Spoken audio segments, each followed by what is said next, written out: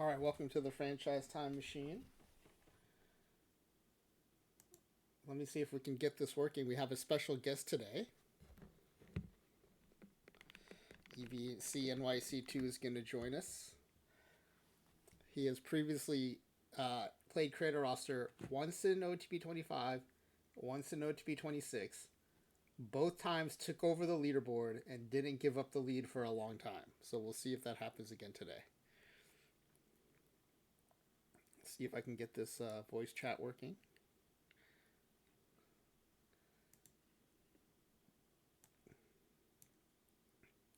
All right, EVC, you should be in the voice chat and the stream. Very fun. It says join voice.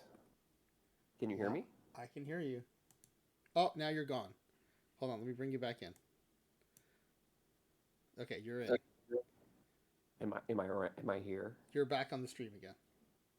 Yeah. Excellent.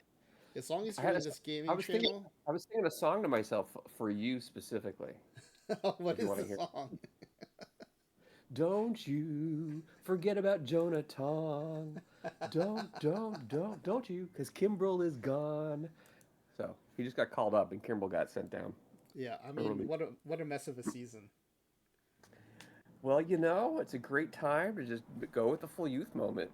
It's Just do it. the Mets season as bad is as good as the Knicks have been in the postseason in the NBA. It's like I can't have both in the same season. I mean, the Mets have had a good May. You can't Yeah, I complain about mean, especially relatively speaking, it's been pretty great compared to April. But it. They have like a 10. They're like 10-5, I think. yeah, it's hard to dig out of that April though. It is, but it can be done, and it's just these You guys were know, gonna hit.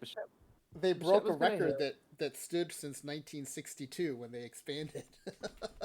The longest losing streak in April for the Mets franchise was in Ah, 2025, broke a record from 1962. it's 2026, by the way. Oh, sorry, 2026. Sorry, we played creator roster in 2025, so in my mind everything is Oh, 2025. crud! I forgot it was 2025. Yeah, we used the. Do you Oh, want to change your team? You took over the Guardians, but you can take over a different team. I'm trying to remember how good the Central was last year. I was trying to find the worst division last year. Oh, yeah, I a know lot of. that some So some people people go picked. with the strategy of taking over the best team just to get them off the board. I think when people take this strategy of taking over the weakest division, they tend to go for the AL, the NL Central. Yeah, and I feel like this is because I want to get the most wins, right? The goal of the game is to get the most wins. If you win the World Series, it's just a bonus, right? The Or do you get most more wins is the points? first thing. Winning the World Series is the second thing, probably. Um, yeah, I would say those are the top two goals in that order. There's Yeah, also, I'm gonna go. on the leaderboard, we have things like all the postseason awards and stuff. So some people will take over. In this is more of an OTV 26 thing. They would take over the Dodgers so that Shohei would be out of the MVP race. Right. Or He's you can go less to of a American League. Yeah. Yeah, he's less of a lock in 25 in the 2025 season. In the 2024 season, he won the MVP almost every time. He went 50-80 every season, hit like 330. Yeah, Shohei in the 2024 season was a beast. So yeah, we can. So It yeah, changing your team is a pretty easy thing. Here, I'll put it up here real quick so we can all take a look at it. I'm gonna have to figure out. Yeah, I was trying to remember 2025. The Brewers kind of ruled the AL Central. I don't even remember the AL Central. Cleveland came back. Cleveland, Detroit was sucked in the end, right? Detroit was they I barely think got past each Detroit other. had to catch fire to. So here's what you put in. I think I'm gonna change to Detroit because I think Cleveland was pretty poor, and that division kind of sucked. Okay. Yeah, keep it Cleveland. You know what? I went with a gut. Well, Yeah, I no, mean, you. go to Detroit, 'cause then I get school out of the way, Hold on, and then the division should be much cleaner. let me ban this user real quick. Already? Yeah, it's a You're getting hold on. bots? Why can't I ban it? Okay, I'm just gonna have to type it. Stream, boo.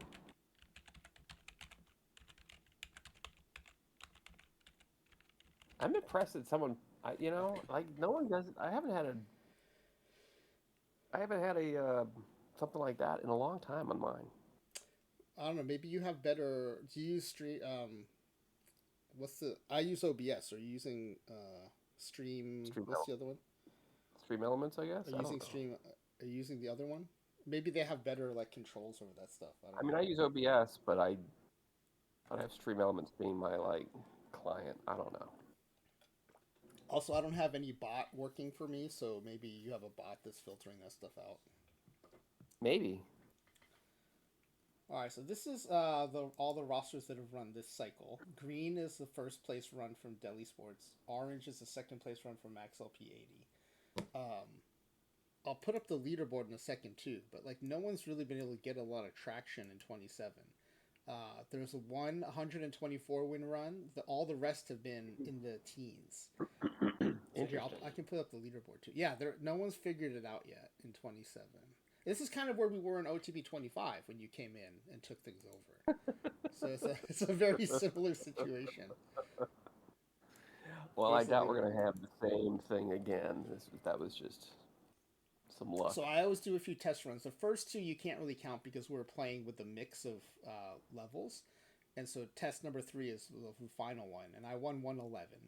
And again, I don't count mine because I have like infinite chances to do it. But then Max LP80 came with 108. Then Delhi Sports took over the 124, and then no one's really come close since then. We have it a 112, a 113, and a 103. We tried to recreate. I don't know if you remember in OTP 25. Ezra had just set the new record right before you won 141. Yes. And so we tried to do that with having Ezra come on right before you. He went last Friday. But his team stalled out at 103. So you're going up against Delhi Sports 124, which Oh, is I know. right around where it was in 25. In 25, I think it was 125, and then you came in and won 141. So Wow. and then Well, and then here's 26. You did something similar to 26 where you came in and won 133. The previous record was 124, and then your record stood for a long time. We had about at least a dozen yeah. more runs before someone hit 134. So, there is double precedent set by you for dominating this game.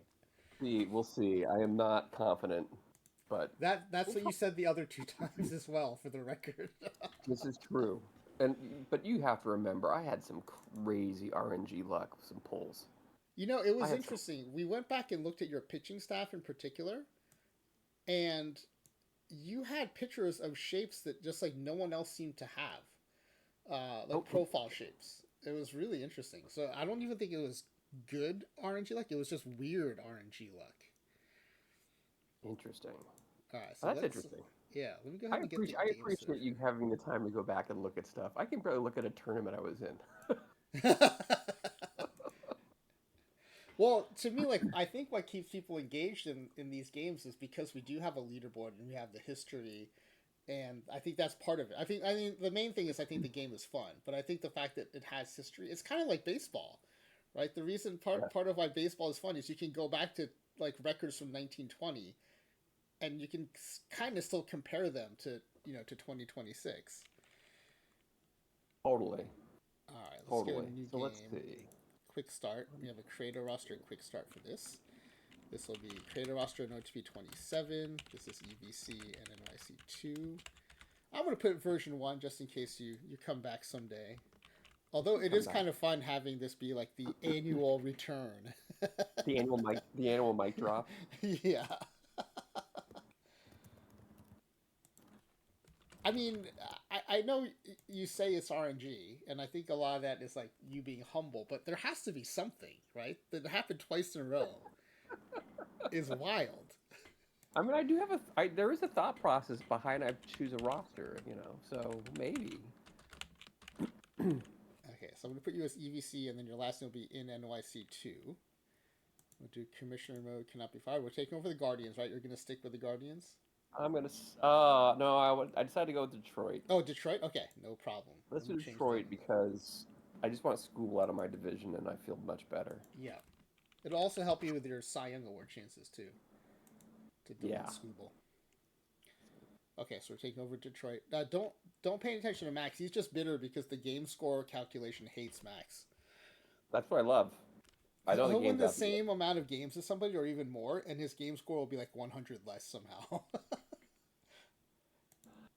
I love right, it. here we go. So we're taking over the Tigers. I do have to do just a couple of housekeeping things. When you start a quick start, it doesn't import the mailbox settings or the manager options, and so we have a few of those that we like to use. So let me just go ahead and uh, take those, and then we'll delete out the Tigers roster, and then we'll be ready to start making players for you. Yep, there's Scooble. He's going to be gone. Yay. All right, so manager pull down menu, GM and manager actions, sign a free agent. We'll go to the actions pull down and create fictional players. Now I'm going to come back to this screen between levels. I love Max's non-existent Yeah. perfectly. All right, we'll come back to this between levels just to remind everybody and also to remind me kind of what we're generating each round. So legend level for these, you've gone center field. Oh yeah, before we start, do you want to comment at all on the decisions you made here? Um, I believe in four solid starting pitchers and two solid bullpen arms. Okay. Yeah. I want to qualify those in the good and above. I want center field defense. I like second baseman, and I know a lot of other people go with shortstop there at the legend level. I just feel like second basemen are more important. You've probably done actual testing to find which position's actually more important in the game. Um, but I'm not too far behind the shortstop at star level. Yeah, this is something And you've been very consistent about too, saying going second base ahead of shortstop, and it's worked well.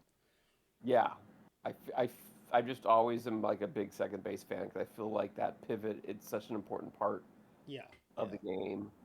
yeah. There's the And turn of the double play, and then there's also against lefties. He's the shortstop, right? So he's like the yeah, equivalent of shortstop getting all those ground balls. So yeah, I think and that's a cool approach. I'm also not very good at figuring out having lefties versus righties. I never like when I'm picking pitchers, that'll be an issue for me because I may be all one-sided.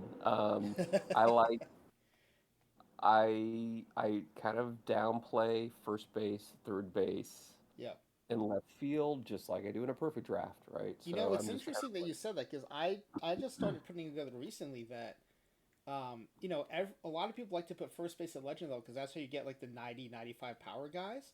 But then when I look back and looked, the two top runs they deprioritize first base. They instead prioritize other positions, and so I think you're onto something there. With like I think the first base at legend level is really flashy, but I think other positions have been contributing more to these winning teams. I So agree. I mean, yeah, think about it, right? Like you could have a good if you get a good bat and a great defensive position filled, yeah, it's yeah, so much more valuable than a great bat at first yeah. base. No, I Just is. agree.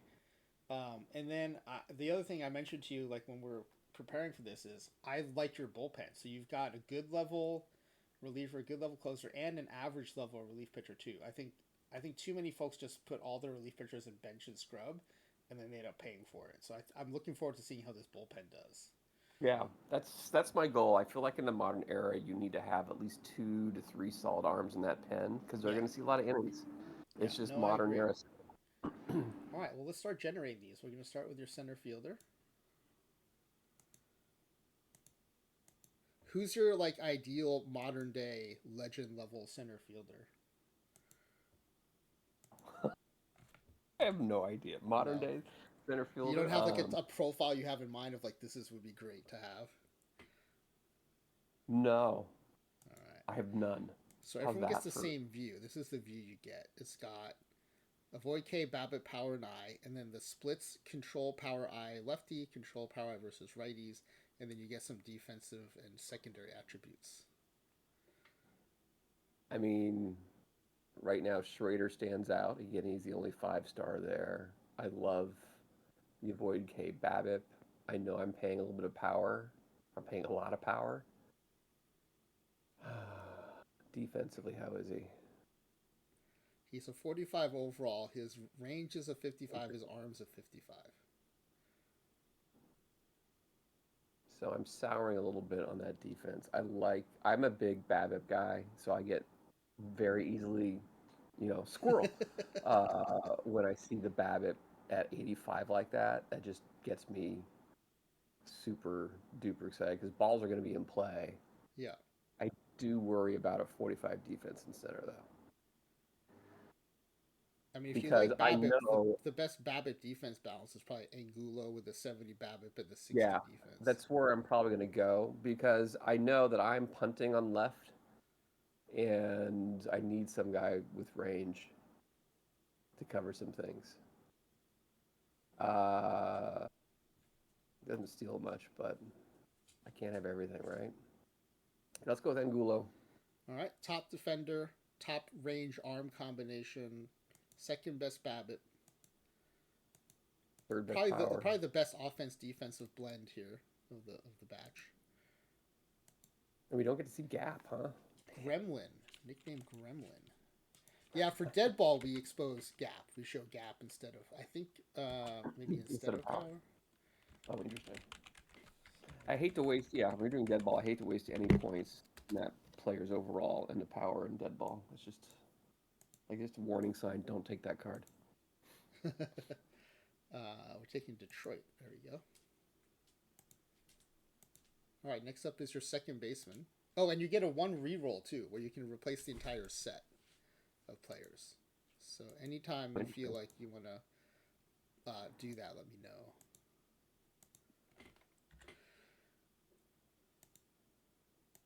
Okay. Here you get infield range and turn double play. Those are the two attributes we show you, and then the overall defense is still here on the right. Oh man, These are that's all power I guys, which is interesting for second base. it is interesting for second base. I love that. So best defense, number 3 and number 5. Oh, wait, no, that's stealing. Number 3 and number 5 also have the best defense. So I got some speed. Wow.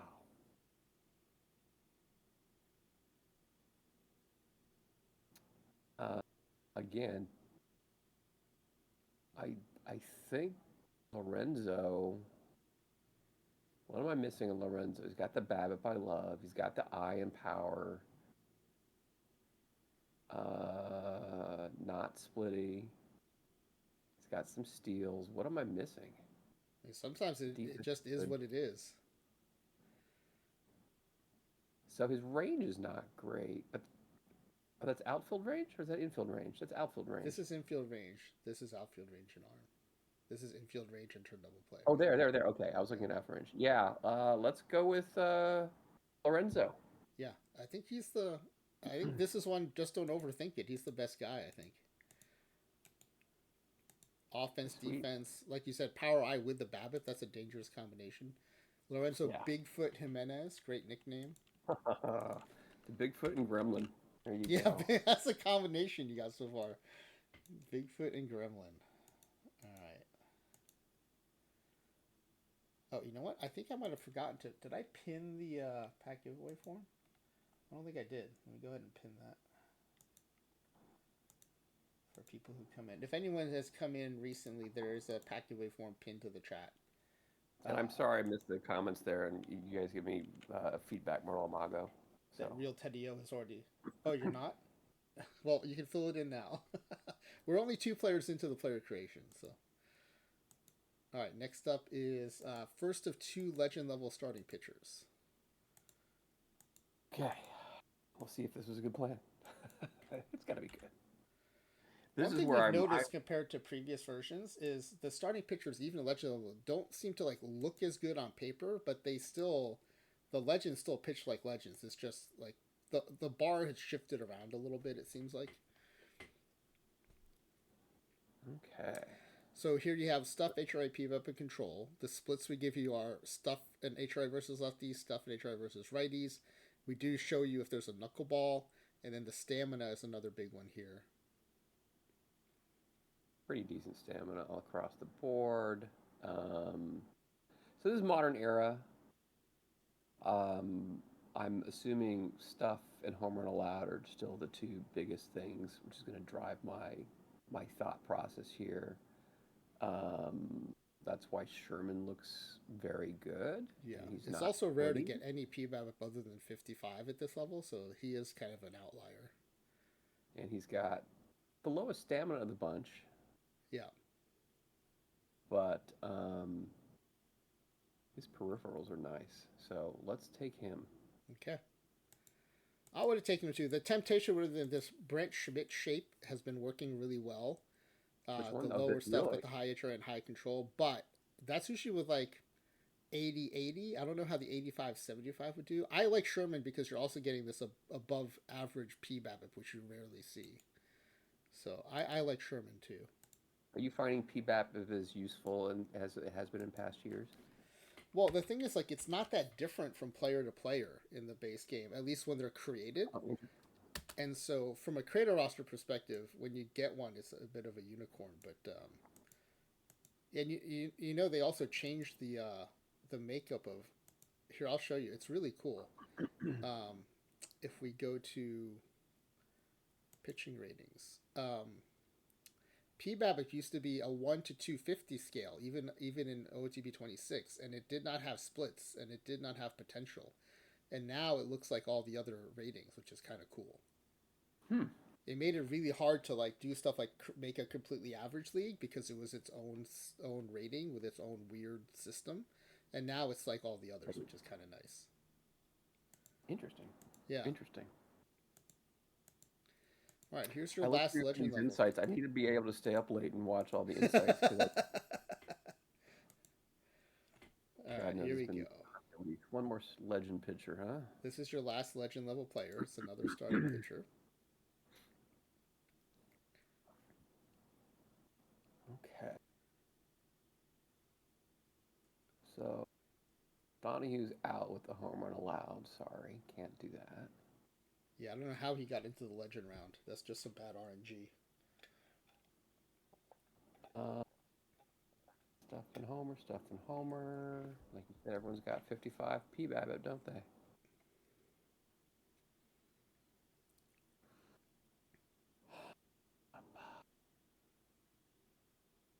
So Courtright has lower stuff, some higher control, a little differently. There is a little bit more lefty split because I guess he's a lefty. Was my first pitcher a righty or a lefty? I can't tell you. You're supposed to keep track of that yourself. Dude, I can barely keep track of where I am.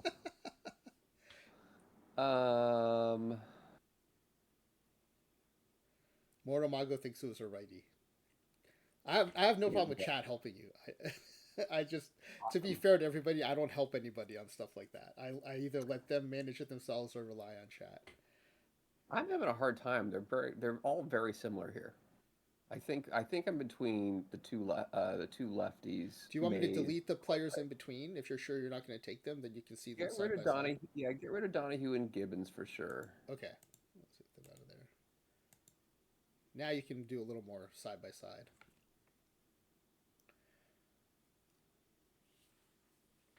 You think take Glauber? Why, Max? The 70-70 versus the 70-75 below?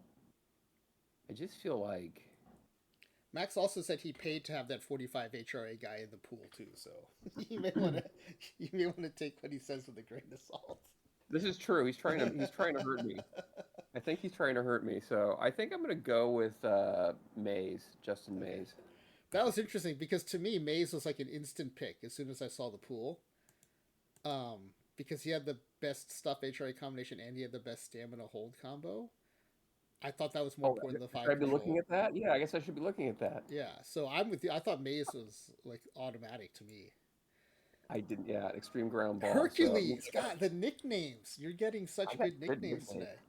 The Gremlin, Bigfoot, and Hercules. Yeah. I missed one. I missed a nickname. All right, now we go down one level to Star. Now at Star, you still are going to get some top-notch players. There's just going to be a lot more variance, so there are more kind of lower-level talent mixed in, and this is where RNG can really help you or hurt you at the Star level. Yep. This is where we're going. Shortstop, 2 more starting pitchers. So like you were saying, you want at least 4 really good starters. So you should get that, and then a right fielder. Yep. Start off at short. See what we get. All right. So start off. Let me make sure I labeled everybody correctly. Yep. All right. I'm going to create a shortstop. Average age, star level. What was it, Mortal Imago? What was the other cool nickname? Let me switch to the batter view. All right. Okay. I got some 5s. I like that. I will tell you. I think for creator roster is probably the least the case, but the star values don't always align with what we're looking for. More so for like low ball and dead ball, but I think they're helpful, but I wouldn't rely on them too much. I think Andy Ross, again, he doesn't have everything, but if I have extreme ground ball pitcher, I need the defense. That defense looks elite. That's short. You want to go Andy Ross? Sorry? You want Yeah, to go Andy Ross? I mean, let me look at just Bob Barrios just quickly because he's the closest other in defense. But yeah, Andy Ross, please. Okay. Yeah, I could not pass up that 70 defense with this bat, right? It's not the best bat, but with 70 defense, that's pretty awesome. Yeah, and the V left power is pretty legit. And the 70 steal, that's not nothing either. I didn't even see that. Yeah, that's beautiful. Okay, infield looking good. The bus. The bus. These are great nicknames. Yeah, these are great nicknames. Enjoy them while they last, because once we go down a few levels, we'll stop getting nicknames, which I think is kind of an interesting quirk of the game. You're not good enough to get a nickname. I guess so. Yeah, you don't want one. And every once in a while, there'll be like a scrub level guy who has a nickname. Yeah, I think this guy's an awesome shortstop. The bat glove combo I like a lot. A little more heavily towards the glove, but I'll take that at short. Definitely. All right, 2 more starting pitchers at the star level. Here the quality still should be pretty good. And again, you only need 1 to really shine. So I think as long as the RNG is in your favor, you should be able to walk away with some good pitchers here. It's EVCNYC making sounds. We got sirens for y'all. I take them on everyone's stream. I know. I keep forgetting that it comes with you. It comes everywhere I go. Wow, Tristan Pope looks kind of nice. What's the his hold's horrible. Extreme ground ball again though. Stuff at home run allowed is beautiful V right and pretty solid V left. I think he's the guy. All right, Tristan Pope. Here's the other reason why I like that you invested some higher level picks and relief pitchers. It lets you take 55 stamina starters, right? Because your bullpen's not a train wreck.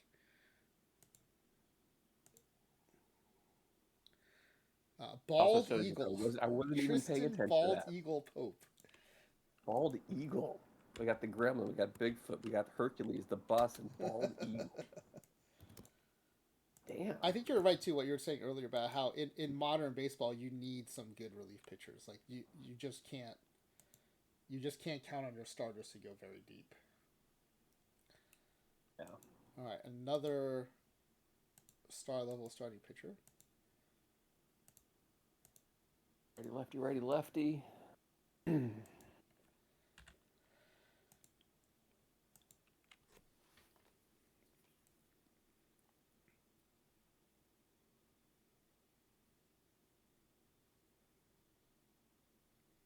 Well, this is probably the weakest batch you've seen. Fowler and Nielsen. Again, I look at stuff at home run a lot. I'm not looking at stamina. I have the ground ball with Nielsen. And I get my another lefty. And I don't know when you want to use your reroll, but you have a reroll still too. Not yet. Okay. I don't think I ever used a reroll. Maybe I did once. Well, this is the first time we've had it. This in OOTP27. Oh, okay. Yeah.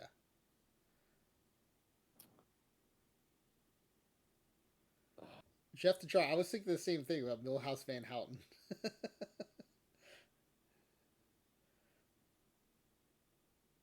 This doesn't bother me that much. Um,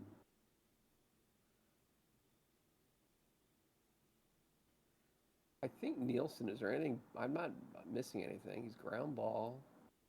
He's got 60 stam. He's not going to have the same strikeout power, but he's got a little bit better home run allowed than the others. Like, I think Fowler would be in this mix except for his stam's lower. Yeah. And so I'm giving up, 5 points of stuff in home run allowed be right, but I'm getting 10 more stam, and I feel good about that. So I'm going to take Nielsen. Okay. Yeah, I don't think there's anything wrong with him. Well, you guys were thinking about re-rolls. I was like, I don't know. Well, I just think at the star level, like the guy you got at the previous batch, he was like was a much steal better. at this level. Oh, you got King Felix. Max can be jealous. I don't know how that really works with Aaron Nielsen. I would call him the ratings. All right. That was oh no, one more. We have a right fielder at star level. Yes. Those are your two starting pitchers. Now we go right field.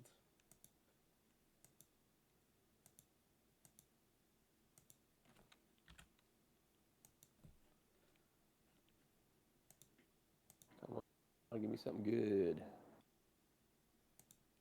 Okay.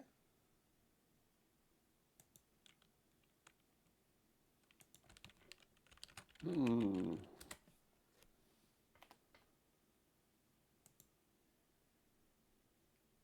This is a pretty good batch, I think. Looks pretty good to me. All lefty throwers, lefty batters, by the way. That's wild. That is crazy. Oh, Mortal Mago says he would re-roll this in a heartbeat. That's interesting. I was actually thinking that too. I feel like the defense is. You want to try to get some guys with some of these defensive points go into the offense here?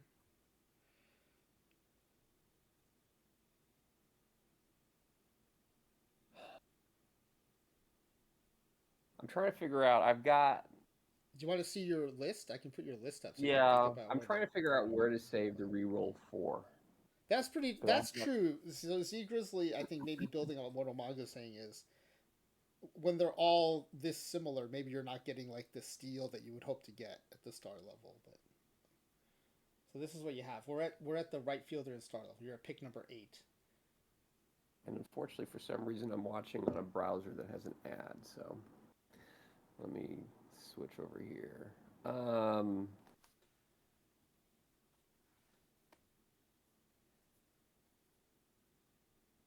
Yeah, you know what? Why don't we reroll? I'm not. Okay. Again, the thing I have the most fear of Yeah. actually in my whole thing is like at 17 there, my left fielder is going to be from the bench.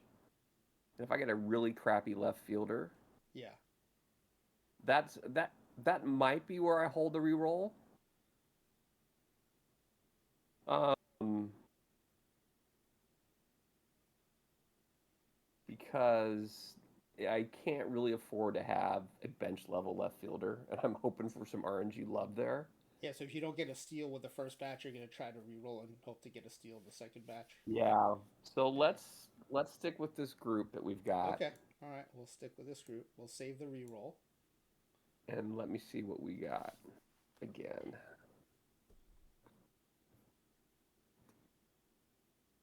Z Grizzly, we had that screen up because EVC was looking at his upcoming picks, so he could know if he wanted to use a reroll or not.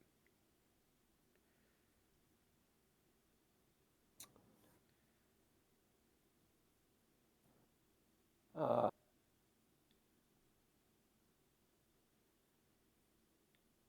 Mortal Maga said take Dave Davsey. I don't know what Davsey is.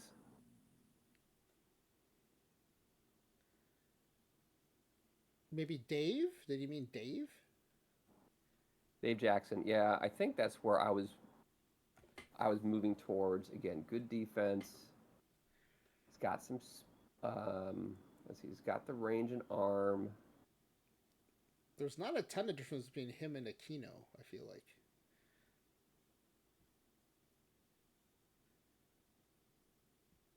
A little more contact, be right. Yeah, the splits are a little different. You're Less right. high. Yeah. And more range.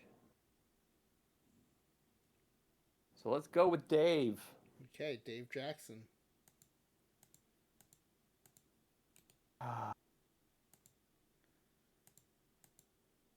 T-Rex. Does he have really short arms? Is that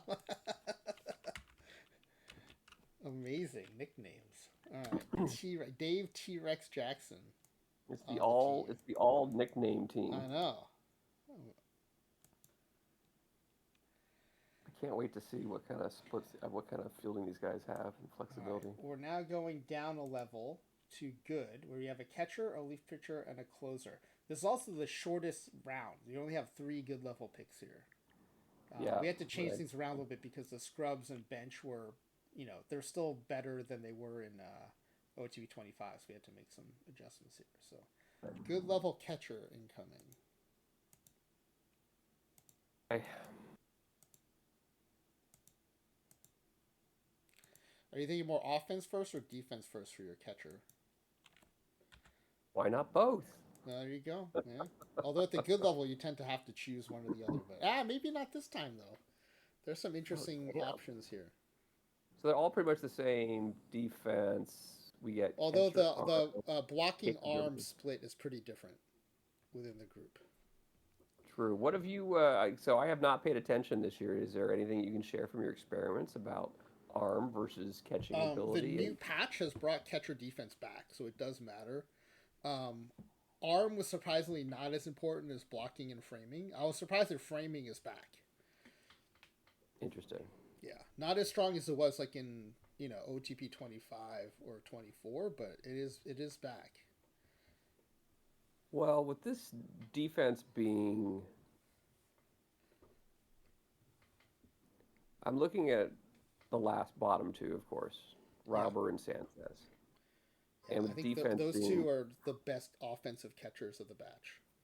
Yeah, they're being pretty similar. I got a little bit more power with Sanchez because Pablo exists.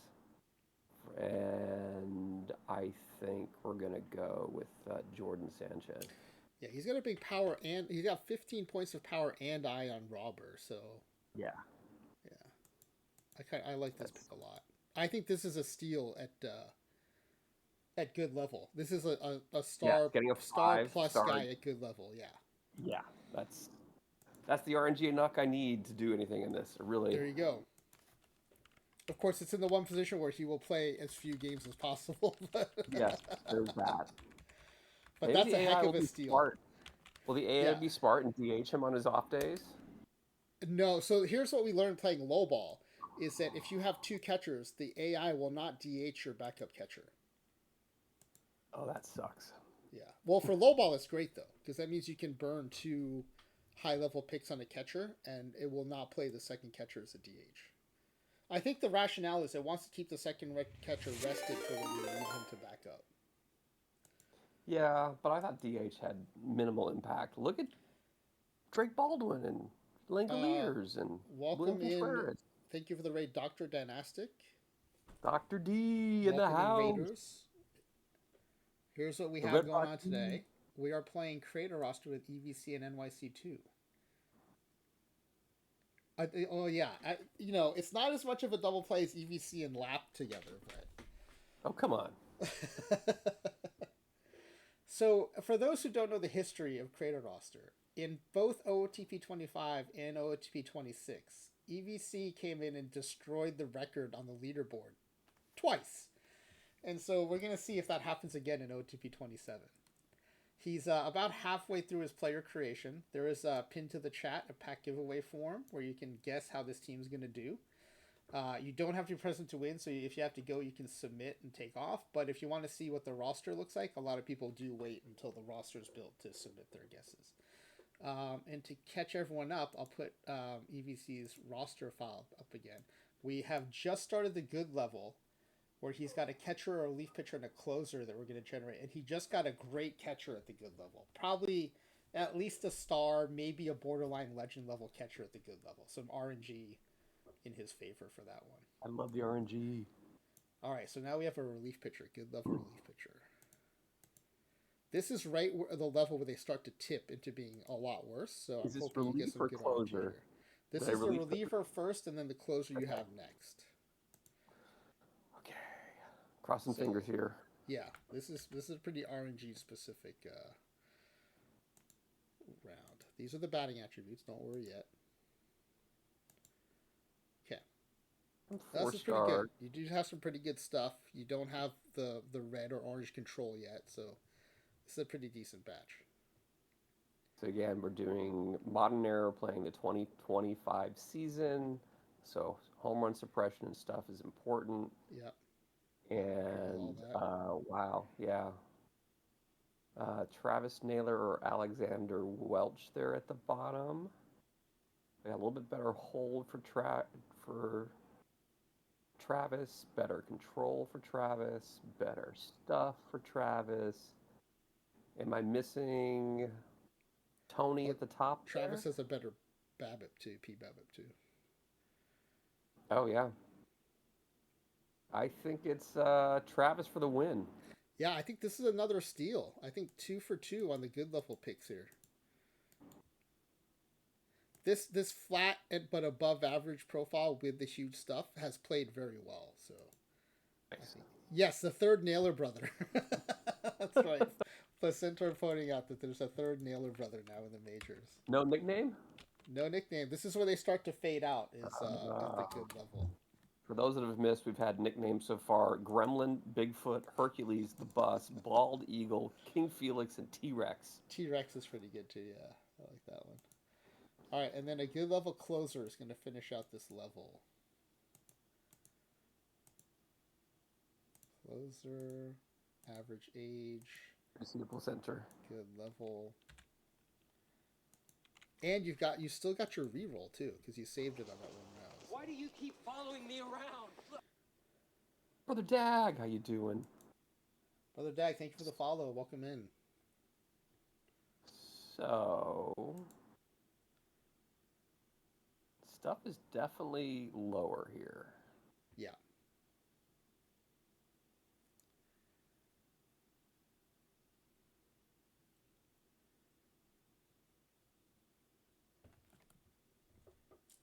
I mean, I still have control in green, so I shouldn't be complaining. Yeah, for good level, this is a really good control batch. Jared concerns me a little bit of home runs. This is like less than my other reliever is a better closer. Are they going to make this the closer?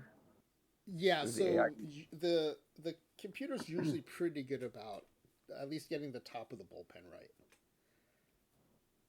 Because this is really a secondary pitcher compared to the guy I just drafted. Yeah, I would agree.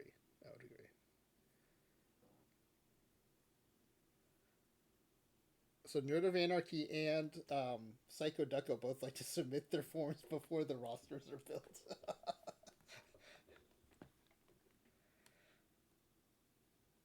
Man.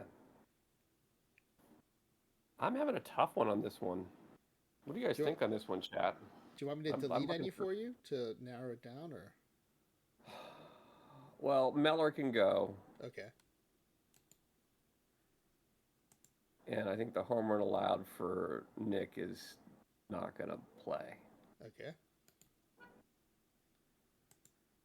Yeah, it's often a little bit easier to compare once you kind of narrow down the list a little bit. And I'm very wary of, in this era, only having 40 stuff. Okay. So we're going to take out Coleman? Yeah, I think so. Okay. We're trying to make the best roster, Bronson Johnson. Yeah, this is regular, not low ball. So I am getting...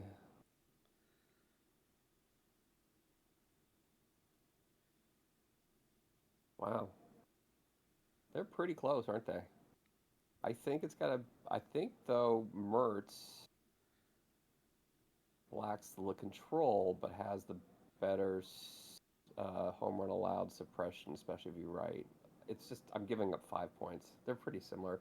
It's a little bit better stamina. I really do hope that the AI does not make him the closer. Yeah, I think just because he's listed as closer and player creation, I don't think it'll No, but the prevent. AI sometimes says it's a closer role. I'm going to make it a closer. Yeah, it'll be But interesting yeah, to see. I haven't seen as much of that in creator roster, but let's go with Mertz. okay. So you're gonna go with the stamina. Yeah, Yeah, and that VR home run split is interesting too. yeah. So we go Mertz. And I think that again, I want.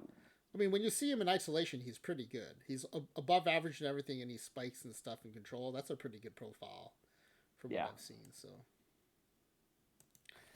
think that'll work. all right, that finishes out the good level. I think maybe not the steal that the first two good level players were, but I think a very good, I know a I very got good pick greedy. there. I got All right, so now no we go to the question. average level, where you have your last starting pitcher, and then first base, third base, and another reliever. So let's do that. Okay. So feeling good about the stud pitchers we've gotten so far. Yeah, this We've is got actually the one, one I'm most concerned about. This average level starter. two righties, two lefties, and I assume I'm going to have one bad starter on this roster. Oof, I do. Okay. Wow. I'm gonna look at the clip just to make sure I selected average correctly. I think I did, but I'm gonna check here. Average age. Yeah, it is average level. They look pretty bad. This is pretty bad. Um, do I save the reroll? I th- Do you want to put the list back up so you can see where the reroll might come into play? Sure. All right, Chad, I've been thinking about. here's a list. So in OOTP27, for the benefit of the chat and the raiders, when we play Creator Roster now, you get one reroll round. You can use it at any point, and you can just replace all the choices you just got with a fresh batch. And so EVC So is this is looking my. ahead to see where else you might want to use that reroll. So this is where I've got. Again, my gamble on my roster was I went through and take 4 solid starting pitchers and 2 good bullpen pieces to kind of solidify the roster. And now I'm in the average, and then I have the big bet I made was that I'd get a decent level bench to play left field, and I've got average first base and third base. So I was kind of wanting to ensure that my left fielder is not complete dog crap, and saving the reroll for one of those two outfielders in 17 and 18. So do I punt on this starting pitcher that we've got now, or do I and just take whatever I get and don't get upset in my left fielder? That's what I'm going back and forth on. So a couple things to consider. I can't tell you what to do because it's your team, but you know is it harder? Is it easier to hide a bad left fielder in your lineup, or is it harder to hide a bad fifth starter in your rotation? It's hard. It's easier to hide a left fielder. So let's But the re-roll. other thing you can do, you can pick your Yeah, rotation mode, right? You can go always start highest rested, which would help hide the starter a little bit. But so those are just a few things for you to consider. I think we're gonna re-roll the starting pitching. Okay. I would have to, even though there's no guarantee that anyone will be better than this batch. I think that's a pretty good bet here. So probably lock in this first guy. This is probably the best. Hopefully you'll have someone better than that in this reroll. So let's do Cross this the fingers. again. Starting pitcher, average age, average level. 5 of these. Bring back the screen. Oh, these are way better. Sorry. Yeah, I gotta switch screens. These are way better. These are way better. Oh, nice. Okay. Yay. Your lowest stuff now is what your highest stuff was before. So, Lorita and Trout with the stuff, and 45 home run allowed. P-BABIP's all in the 50s. Larita and Trout have the same control. The splits are nutty. Yeah. Wow. And what do you think I of the don't know. 55 HRA from Cano? I like it. I'm scared of the stuff, but the homer allowed is the best suppression on that group. It's got the ground ball, which I like. It's got good hold. It's got the best stamina level. Let's roll the dice with Juan Cano. Okay. I share your concern about this stuff, but I do think he probably does have the best profile of this batch. And man, what a good use of the reroll. Cross our fingers. He's way I better don't than think anyone in that last batch. I don't think when I did this last year, I had a picture at that. That was this kind of like, which is interesting. I wonder what I did last time as far as when I did all my pictures. Did I get them all done before I got to average? I wonder. I have all those records. We can look at those later. I think you probably did though. Yeah, there you go. So this guy's better, and you can still hide him using always start highest rested. So I think this Yeah. worked out probably better, significantly better. Okay, so Now we get average the level. Now real you go stuff. first base, third base, relief pitcher. Yep.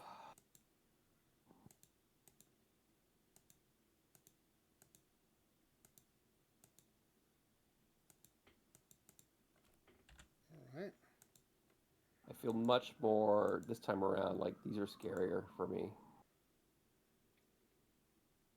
So this is first base. It's an interesting mix of profile types here. I'm drawn to the Hub Scott for the Power Eye 6065. I feel like that is the one I'm going to go with. Okay. I know there's more BABIP, but not as much I, and the other ones. Yeah, let's this do just Scott. has less downside, I think, than the other guys. Yeah. It's green all the way across. He's Dutch, so that would explain the odd first name. Like the Hub. You think it's Hub or Hoob? Hoob. So he had low gap. Is that what the thing that was yellow? We can go take a look. The average level. Let me make sure I labeled that other starting pitcher correctly too. Yeah, that was just gap power. Okay. Let me make sure. Cool. Okay, yeah, 2 average level. Okay, great. All right, next up we've got third base.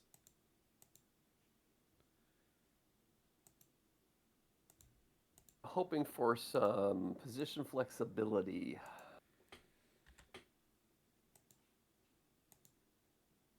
Ooh, there's some interesting choices here. Ooh.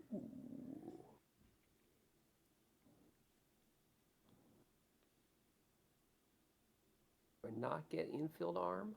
I get infield range and turn double play. Yeah. Which is so not helpful at third base.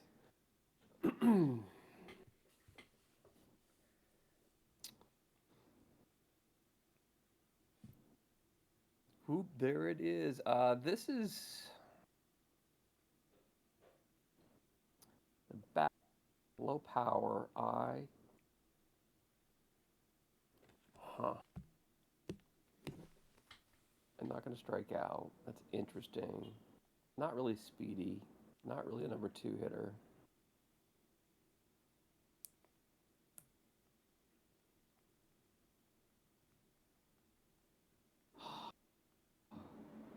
See, I'm tempted by the 3.5 stars. He's got a good outfield arm, which means maybe he can play some outfield along with some third, which is intriguing. Yeah. Flying W always says the cake is a lie. When that happens, like it looks like they play outfield, but most of the time they do not. We can, no matter who you pick, we'll take a look at these guys to see if they also play outfield. The Mike Arroyo's kind of interesting. He's going to strike out a ton. He's got the power and eye, and good BABIP, which is second best BABIP. So I'm going to strike out a bit, which it is the modern era. But I also have the sneaky 45-55 speed and steel, which is kind of nice. I have less risk with less upside in Rafael Martinez. He's also got the 40-70 and better defense. Is Ashton off the board for you? Oh, I don't know. This is hard. These are my favorite kinds of pools where you could go almost any way and still, have a defensible pick.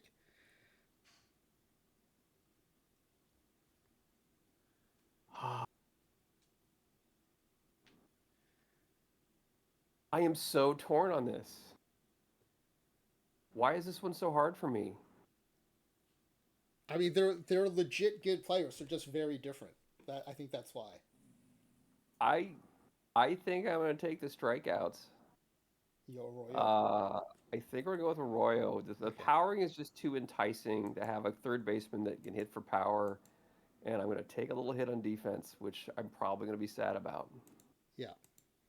For me, if he had been like a 60, 70 eye guy, it would have been a lock. I would have had a hard time between the two mics. But yeah, I can't fault you for taking Arroyo. I think this is a solid player here. It also came with 75 gap too, which I know you like gap. And you were looking for a Swiss Army knife. There you go, right here. Look at that. He's got everything. Okay. Beautiful. That is great. That mix of positions there. Even just standing at shortstop. Sometimes you'll need that when your shortstop needs a day off. So I think this ended up being a great pick here, Mike Arroyo. Mike A over Mike A. All right, let's see. Last pick at this level is another relief pitcher. Now, again, the relief pitchers really kind of descend in quality pretty quickly. So I'm glad you took one more at average. He's still not going to be great, but he's going to be way better than the bench level relief pitchers. So yeah, I think this might be an important pick for you. And again, you just need to get one lucky one out of 5 to get a really good one too. So this is true. All right, none of them can hit. That's a given. 2.5 stars over 2s. Okay, these are actually some pretty good average level relief pitchers. Evangelista there, 55 stuff, 50 home run, both sides, and a 50 PBAT too.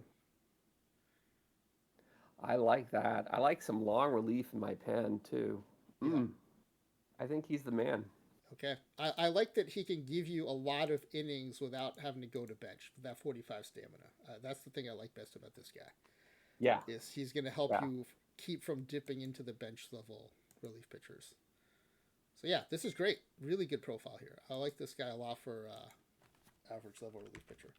It's crazy how quickly they get bad as you go down levels. So this is a really good. So that's great. Yeah. I'm having 3 solid guys in the bullpen. Makes me feel a lot more comfortable. Let me just make sure too. Since Evangelista is your relief pitcher, I'm gonna mark your Cano as your starting pitcher because the AI will sometimes do some shenanigans. Okay, and then was everybody labeled right? Oh yeah, Evangelista is average level RP. For anyone who doesn't play that a lot, for just the names, you have to hit enter after you make the change or it won't save it. And I think that's what I did, is I didn't I did hit enter. Okay, so now we're gonna go down another level to bench level. We've got another relief pitcher, left field, center field, third base, and then another relief pitcher. And this left fielder you think is probably your starting left fielder, right? Yeah. I don't really have anything else, so yeah. That's going to be the real roll of the dice. Now that I've used my reroll, I'm going to have to take what I get. And I mean, maybe the center fielder behind it can back, I'm hoping the center fielder behind it is going to be someone that can play multiple positions and could take left if the one left is bad. So that's the thought process there with those two. And we still have to see who your DH is, too. Okay, you Yeah, know what? For bench level, these are not bad bats. I will say these are not bad bats for bench level. gotta switch the screen for Oh, me. sorry. No worries. I'm excited though. That's my hashtag professional move when we play creator roster. Like keep So what is this? We got left field. Okay. yeah. Oh, not bad. Yeah, these are solid bench level bats. These Defense are is basically average horrid. level bats. The defense is horrid. Yeah, but I think that's the problem. You're getting average level bats and you're getting scrub level defense and they're ending up at like bench level. Weems is interesting with the speed and steel. Yeah, That and pops tied for your out in top this one. defender. Yeah. And I, th- I think he's got to be the guy. Okay. I'm just looking real quick Yeah, here yeah, yeah. between. I like again just having someone that I could kind of throw and lead off. He doesn't have to hit great, but he can steal like that is super nice. What am I missing? He's going to strike out. They're all 50s except for a couple. I'm not worried about the Or strikeouts. if not your Babbitt. leadoff, he could be your number 9 and play that secondary leadoff position too. Yes. Yeah. I. Yeah, I think he's the guy. Centaur says Narciso seems self-obsessed. That's amazing. All right, we'll go Weems.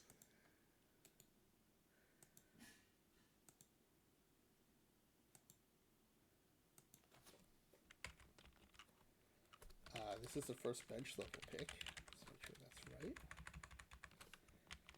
Yeah, I think at this level you look for someone who can do like one thing well. He can Did he do two. Like his bat's pretty good and he can run. So, did he play other positions? I didn't see what you went quick. I don't know if I'm allowed oh to see. yeah, I didn't see either. Just left and right.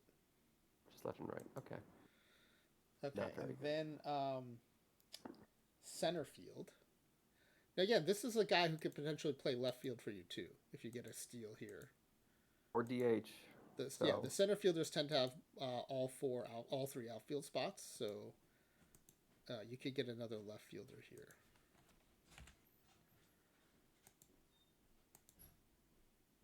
RNG. Hey. Ooh, look at Anthony Stewart there. Yeah, not bad. There's definitely some interesting options here. So, the power I combo with some Babbitt, 45 defense versus not going to strike out as much, but You've got a cruise better 70-65 defense. contact guy here with the tied for the best glove, and then you've got a speed guy at the top. You got a lot of different options here. I feel like I've got a speed guy right now. Yeah, yeah. It's right, throws left. Interesting. I'm gonna take Anthony Stewart. Yeah, I think he might end up being your left fielder. He could. I think he's probably a little better defense. Yeah, 55 left field, going up to 60 with experience. This bat is pretty Nice. good. I think this is your left fielder. Maybe your left fielder becomes your DH because you didn't Yeah. have a DH really. So that's one thing I think Smiley Face Jane did really well in OTP25 is she intentionally took an additional position player relatively high, specifically to make sure she had a good DH. Okay, but yeah, I like this guy. I think probably slides in the left. Yeah. Really good pick here at the bench level. I mean, that's a steal at bench level getting that guy. Yes. Agreed. Thank you, RNG. Third base, average age, bench level. Okay. Wow. Bit more low ball picks here. I think there's still some talent to be found. It's just not as it's not gonna be as good as the last batch. Well, yeah. The Amari Luke is interesting because of the defensive potential. Mm-hmm. He's got 60 infield range and 50 turn double play, which means I feel like he can play middle infield as well, which is super nice. I'm giving up 20 points of Babbitt, Get a little bit more power, a little bit more eye. I think at Martinez, you have like the poor man's Arias. He's all contact, no power or eye. Yeah. I'm gonna take Amari Luke, and I'm Okay. excited to see what kind of defense he's got. Yeah. I really wanted someone to be able to cover first and third here, but Also, incredible actor Sterling K. Brown getting eliminated here at the top of the list. All right, Amari Luke plays third and short, so that's actually a nice benefit there. yes, look That's at a that really infield. good benefit. Look at Look at that this defensive defense. rating. Yeah.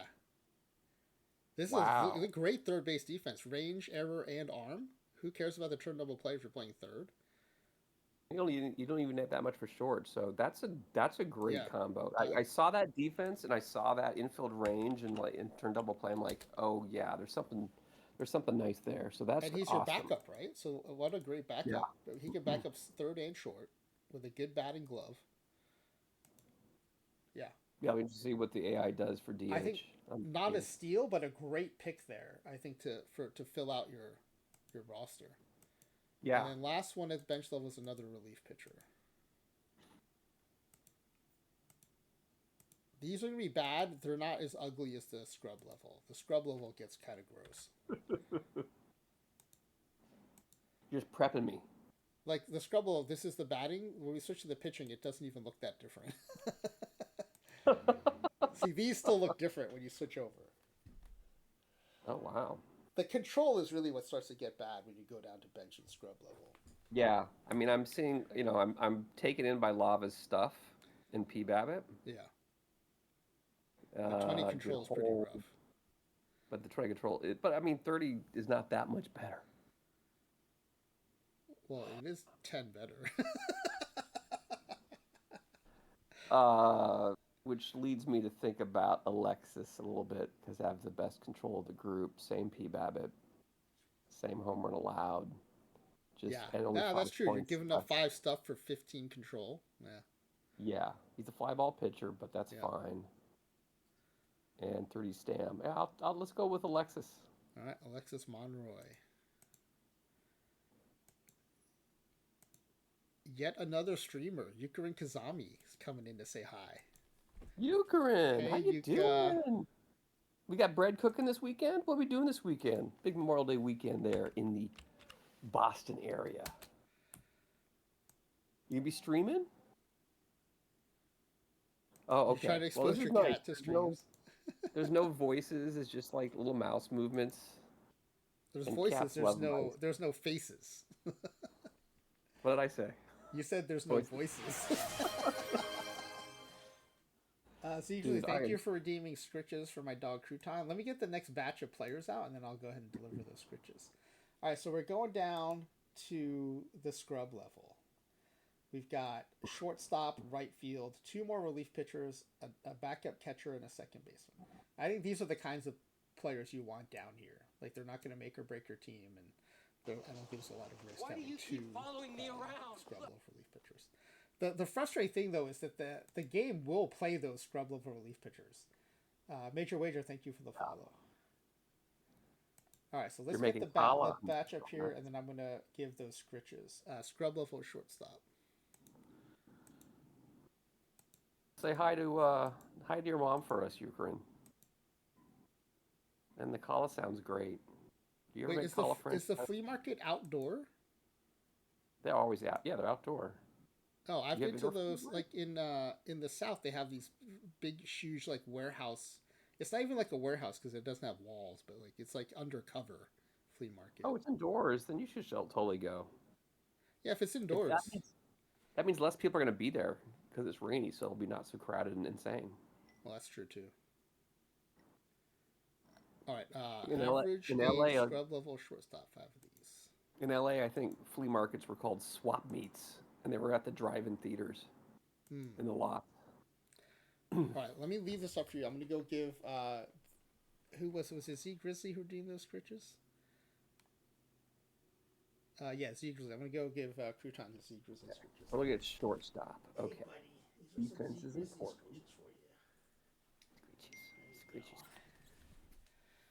All right, Z Grizzly, thank you for the channel point redemption. Scritches have been delivered. Well, I mean, infield I'll range. just be honest with you. There's really no one good here. No. I mean, so if I'm looking at defense, Kilner and Craxy Yeah. are the range and And to be fair, Craxy gives you average contact and average eye. So, yeah. at least versus lefties. So, not terrible. I think yeah. Let's go with Craxy. Okay. So, we'll No, I lock in- mean I'm Oh, in New ahead. York City, Ukraine. I'm just talking to Ukraine, sorry. Okay. I'm going to just be... Well, Craxy's locked in, but let's look at Kilner and see. He would have gotten you third and short. I don't know if that's much of an improvement over Craxy. No, I need second base more, Let's see so what Craxy has. Oh, look at this. You picked the Swiss Army knife. yes. That's awesome. He's good at them, too. He can go up to 55 at second and third with experience and 55 at left. Yeah. This guy just solved a lot of your positional coverage issues. From the scrub level, no less, right? Yeah, wow. What a scrub level pick. Venezuelan Army knife. Amazing.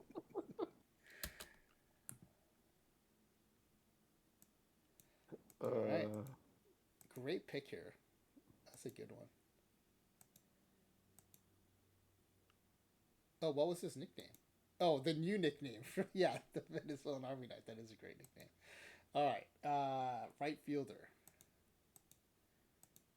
Again, you got through that left field, center field spot pretty nicely. So these are all now pure backups. So, and really, I think it's that center fielder who's going to be your left fielder to kind of save the day.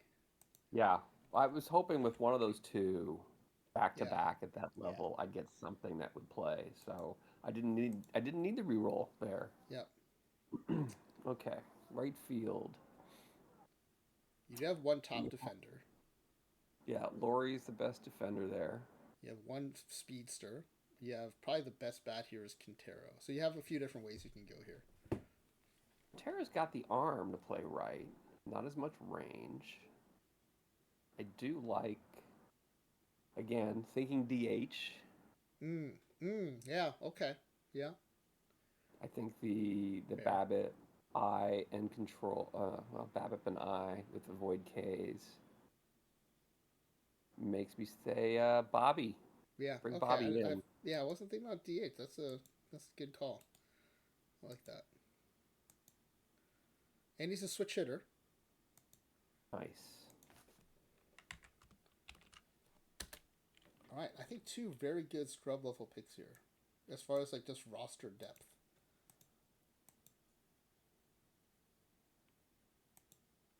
All right, next up, here are the two relief pitchers. Prepare to be disgusted. Okay. Relief pitcher, average age, scrub level. These will not be pretty. Okay, see all this? It's not going to get much better when I switch to the pitching view. Oh, actually, okay, they're bad. They're bad. I will say you only need one in the batch that's not terrible, and I think you have one that's not terrible. Yeah, so. Matt Everhart. That's kind of like a no-brainer. Look at Pat C. 20 HRA and 20 control. This is a low ball king right here. Wow. Pat Seek.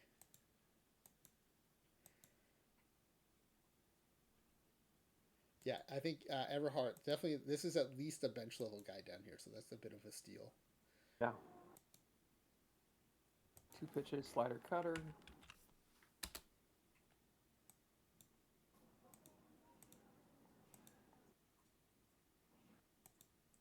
All right, and then one more relief pitcher at this level, and then your bullpen's done. Your pitching staff is complete. Yay.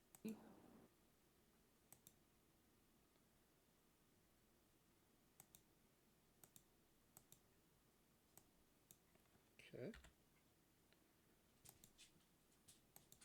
On RNG. Yeah. Again, not terrible. You have several non-red control options, which is rare. Yeah, I think I'm gonna go with the stuff over the home run allowed for with Morales. Yeah, I don't know if it'll happen with 55 stuff, but we have seen high stuff overcome some shortcomings like lower HRA. I don't know if 55 is Yeah, enough to do that, but at least you have a chance there. it's a little ugly, but the P BABIP's good. 50 P BABIP at a scrub. Yeah, yeah. No, I think as far as scrubs go, that's guys. Both of them were not terrible, and the first one I think was actually a legit bench level guy. So, Yeah. um, yeah, definitely pretty good bullpen here. All right, and then last two picks the scrub level catcher and second base. Let me make sure I've been labeling everyone correctly. Yep, looks good. Oh, wait a second. Why does this say we have three players left? What am I missing? Shortstop. Shortstop, right field. Shortstop, right field. Relief pitcher, relief pitcher. We have catcher and second base coming. Did I mess up the bench level? Bench level we had two bench level relief pitchers. Did I give you both? Monroy. Did I forget your last bench level relief pitcher? I think I might have. Maybe. Yeah, let's look at the pitching staff. Yeah, you had one at the beginning of the round and one at the end of the round. I forgot to give you the one at the end of the round. So let's do that one now. Okay. Sorry about jumping out of order there a little bit. And I may have to go back to the ER. Oh, really? Okay. My son is not doing well. Did you go check in on him? I think we can get through this pretty quickly, and then Okay. I might not be able to watch the sim. All right, here we go. But there's VODs I can watch, right? Yeah, yeah. These are your bench level relief pitchers.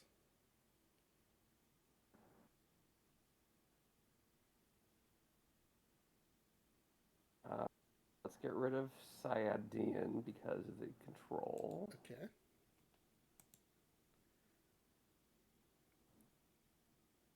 I am thinking of taking something a little different with the Brandon Bass with the home run allowed of 45 and the PBAP of 50 and the control of 45. Let's go with Yeah. Bass. Okay. I like Bass here. I think it's a good choice. Since I went with someone with stuff and PBAP patrol before, I thought I'd do something a little different. You are passing on Ichiro's lesser known brother, Iemitsu Suzuki, but that's okay. Welcome in, PBE. Oh, PBE Sim, thank you for the raid. Welcome in. How'd the Prospect League go? Enrique Von Muy Caliente is a recreate in the Prospect League. So I'm looking forward. His father, Enrique Von Caliente, for the Vancouver Vandals, has the all-time best PBE WAR for a second baseman in 73 years of seasons. So, wow. So the years worked out where like the ages legit lined up for him to be the son. not really, but Amazing. That's the most amazing answer that could have come from that. All right, we have a scrub level catcher. backup catcher. Here we go. Now, Shira, you usually do at least get a good defensive catcher, even at the scrub level. So hopefully that happens here.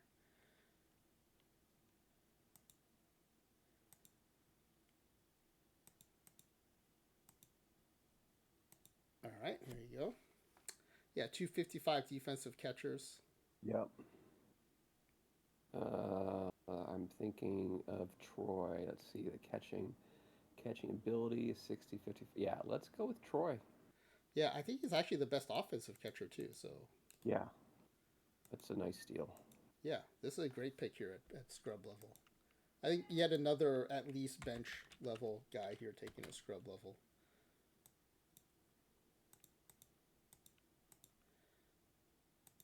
All right, and then last pick is a second baseman, your favorite position. Woot woot.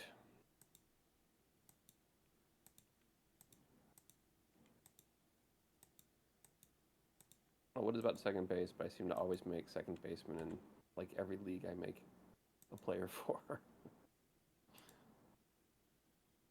I agree, Grizzly. It was very nice. Okay, do we have any defense? We have Esparza, Fuentes, Noya there. We've got some range with Fuentes. I mean, for And scrub, this is a pretty good pool. yeah.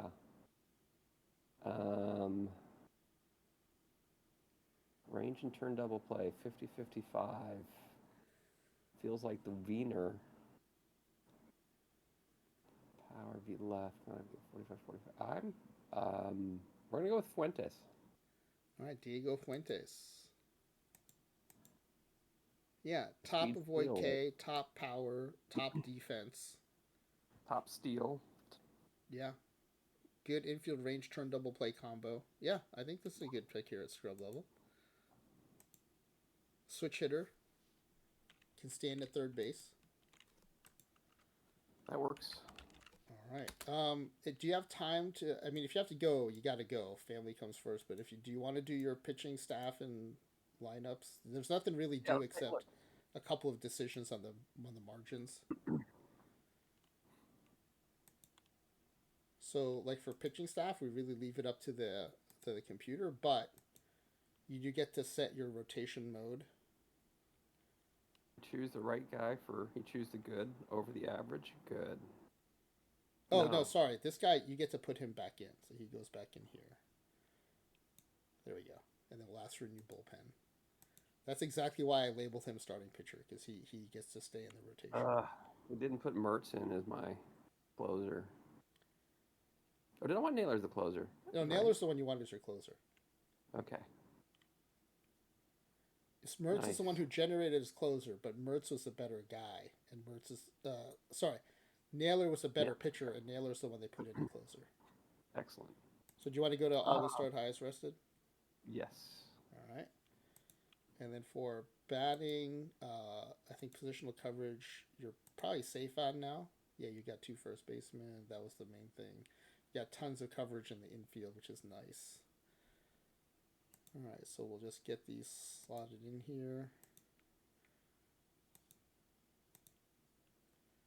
Jimenez third and fourth, depending on the pitcher, and Angulo third and fourth, depending on the opposing pitcher.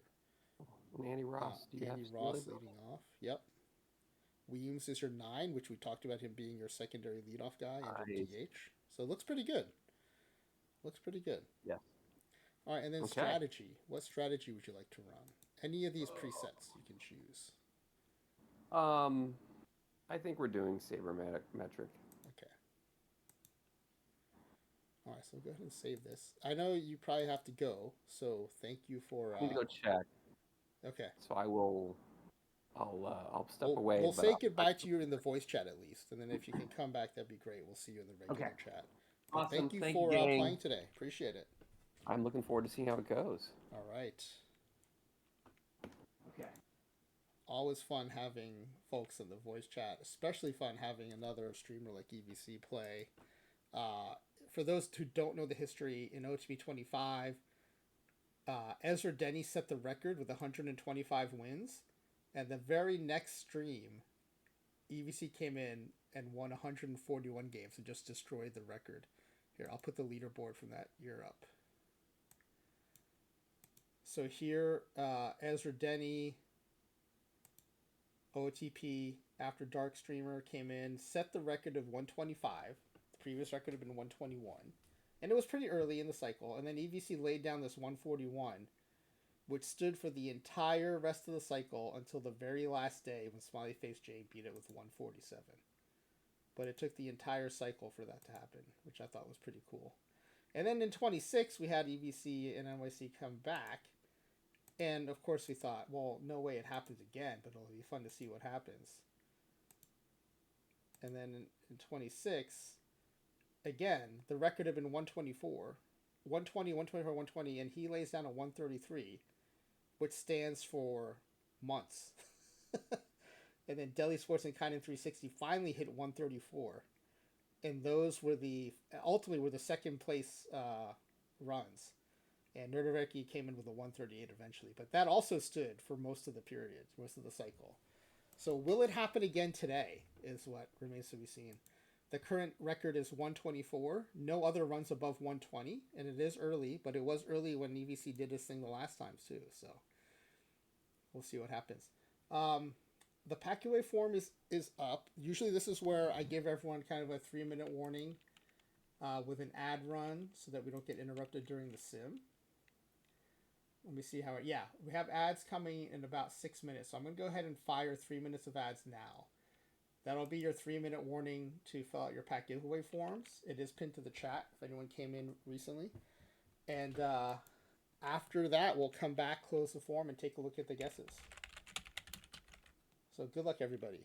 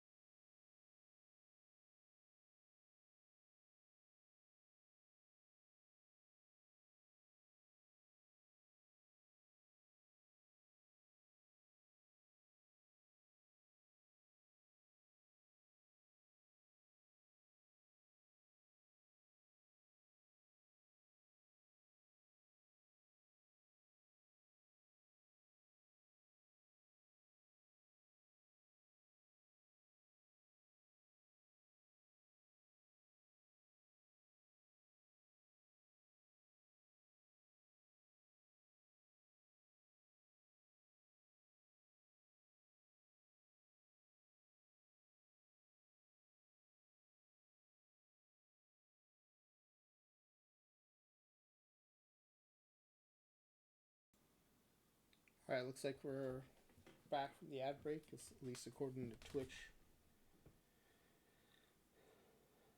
All right, let's see how we're doing on the pack giveaway form. See if we can close that out. Oh, good. Lots of participation tonight. Awesome. Is anyone else about to hit submit? I don't want to shut anyone out by closing the form too soon. But I will start getting the spreadsheet version ready. Give everyone a little extra time.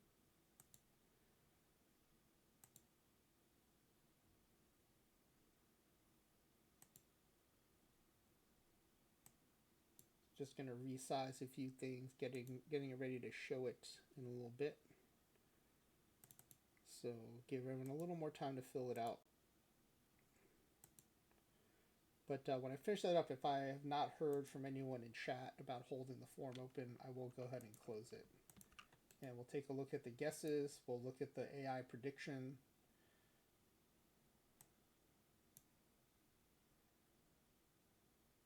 Okay, that's ready to go.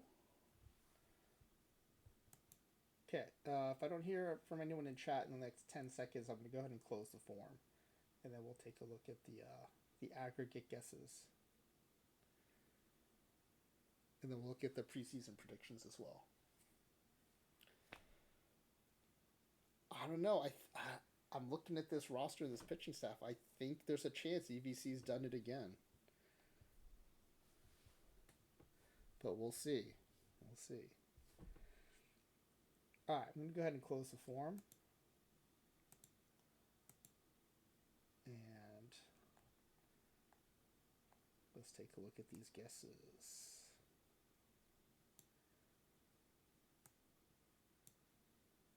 Okay, there are 10 of you. So appreciate all that participation. Most of you think this team will make the playoffs by winning the division.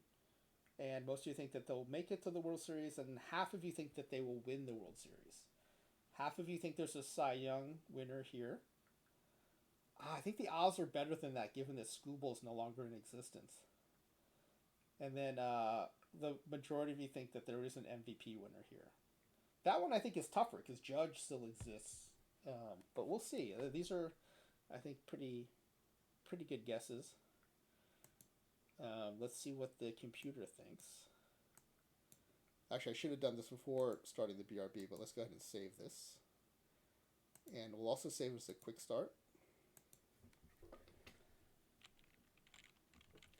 Oh, sorry. You know what? The form did read Cleveland. EVC made a last-minute change to Detroit.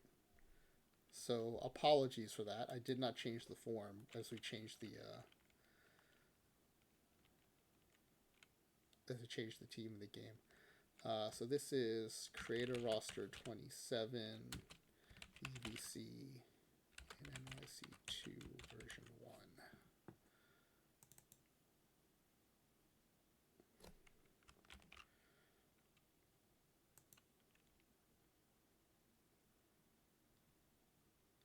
All right. So let's go ahead and we can go to opening day. When you sim to opening day, this is where it generates the MLB season predictions up here. And then we go to MLB reports and info preseason predictions. And we see the Tigers, 132. That would destroy the current record of 124. I can't believe he may have done it again.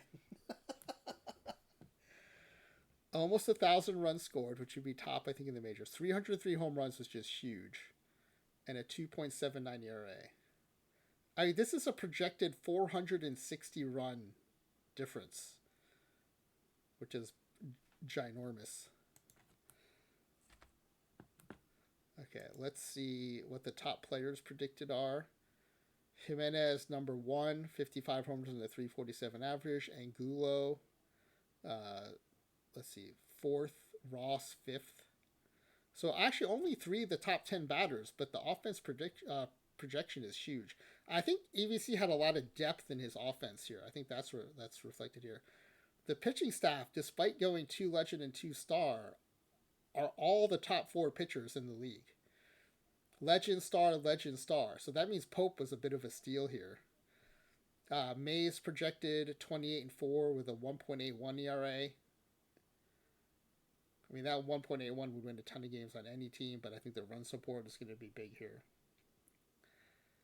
Yeah, even with the low, Rankin makes a good point. Even with the back end of the bullpen being relatively weak, I think it helped that he did get a couple steals at the bench level relief pitchers, and frankly, his scrubs even were not scrubs; they were probably bench level. So he got a little bit of RNG on the back end of the bullpen, and I think he also planned out his bullpen well. He had 2 good level and 1 average level relief pitcher, which is more than most people take. And so, and again, it's been something I've been advocating for, taking a little more investment in the bullpen. And I think this is potentially being reflected here in the projections. But we'll see how it plays out. They don't always play out according to the projections.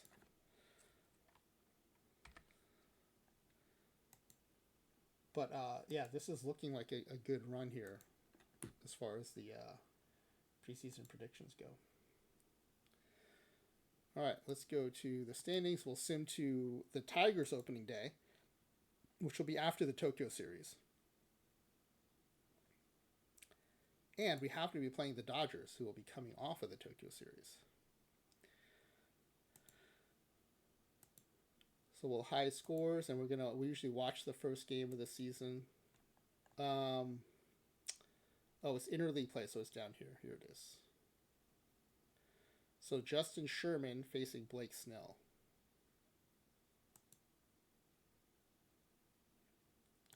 All right, watch the highlight reel of this.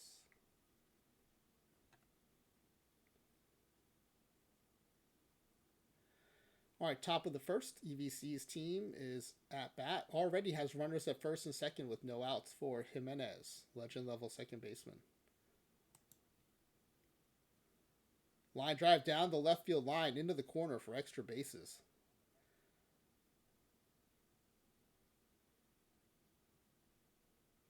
All right, it's going to be second and third with a run scored. End up scoring 2 runs in the top of the first as we head to the bottom of the second. It's funny because I associate both of these teams now with EVC because his creator roster team is the Tigers team here, but they're playing the Dodgers, who are his favorite team. So I'm probably going to get confused during this sim. All right, Will Smith with 1 out in an 0-2 count. Why do you keep following me around? Look. And he slaps that one into left center field. That is going to be gone. Cuts the lead in half. It is a 2-1 game now. Juan Peter 57, thank you for the follow. Welcome in.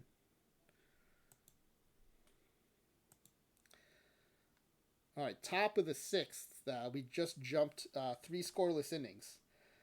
Top of the 6th, second and third, 1 out and a full count to Anthony Stewart, bench level left fielder.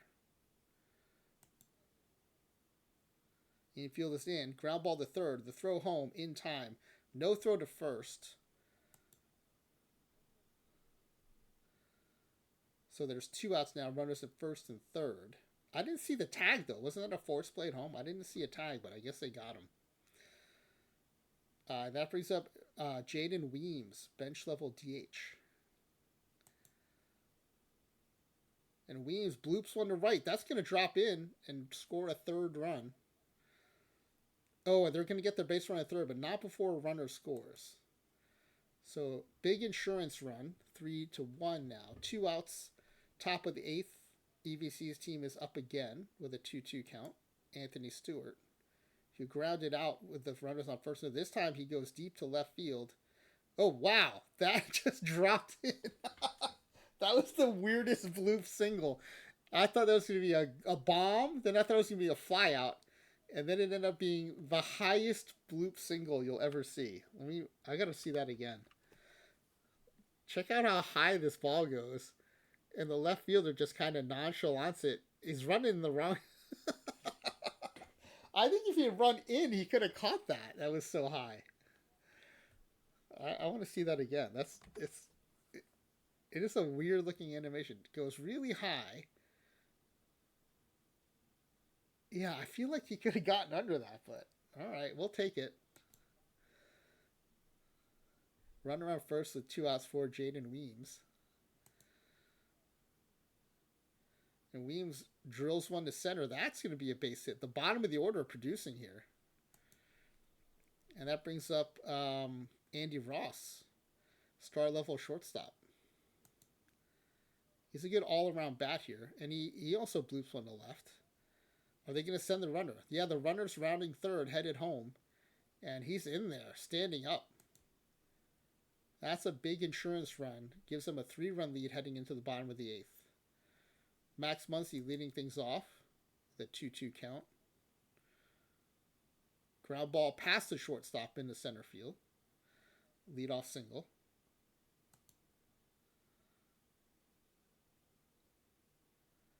Conforto, Mets legend Michael Conforto.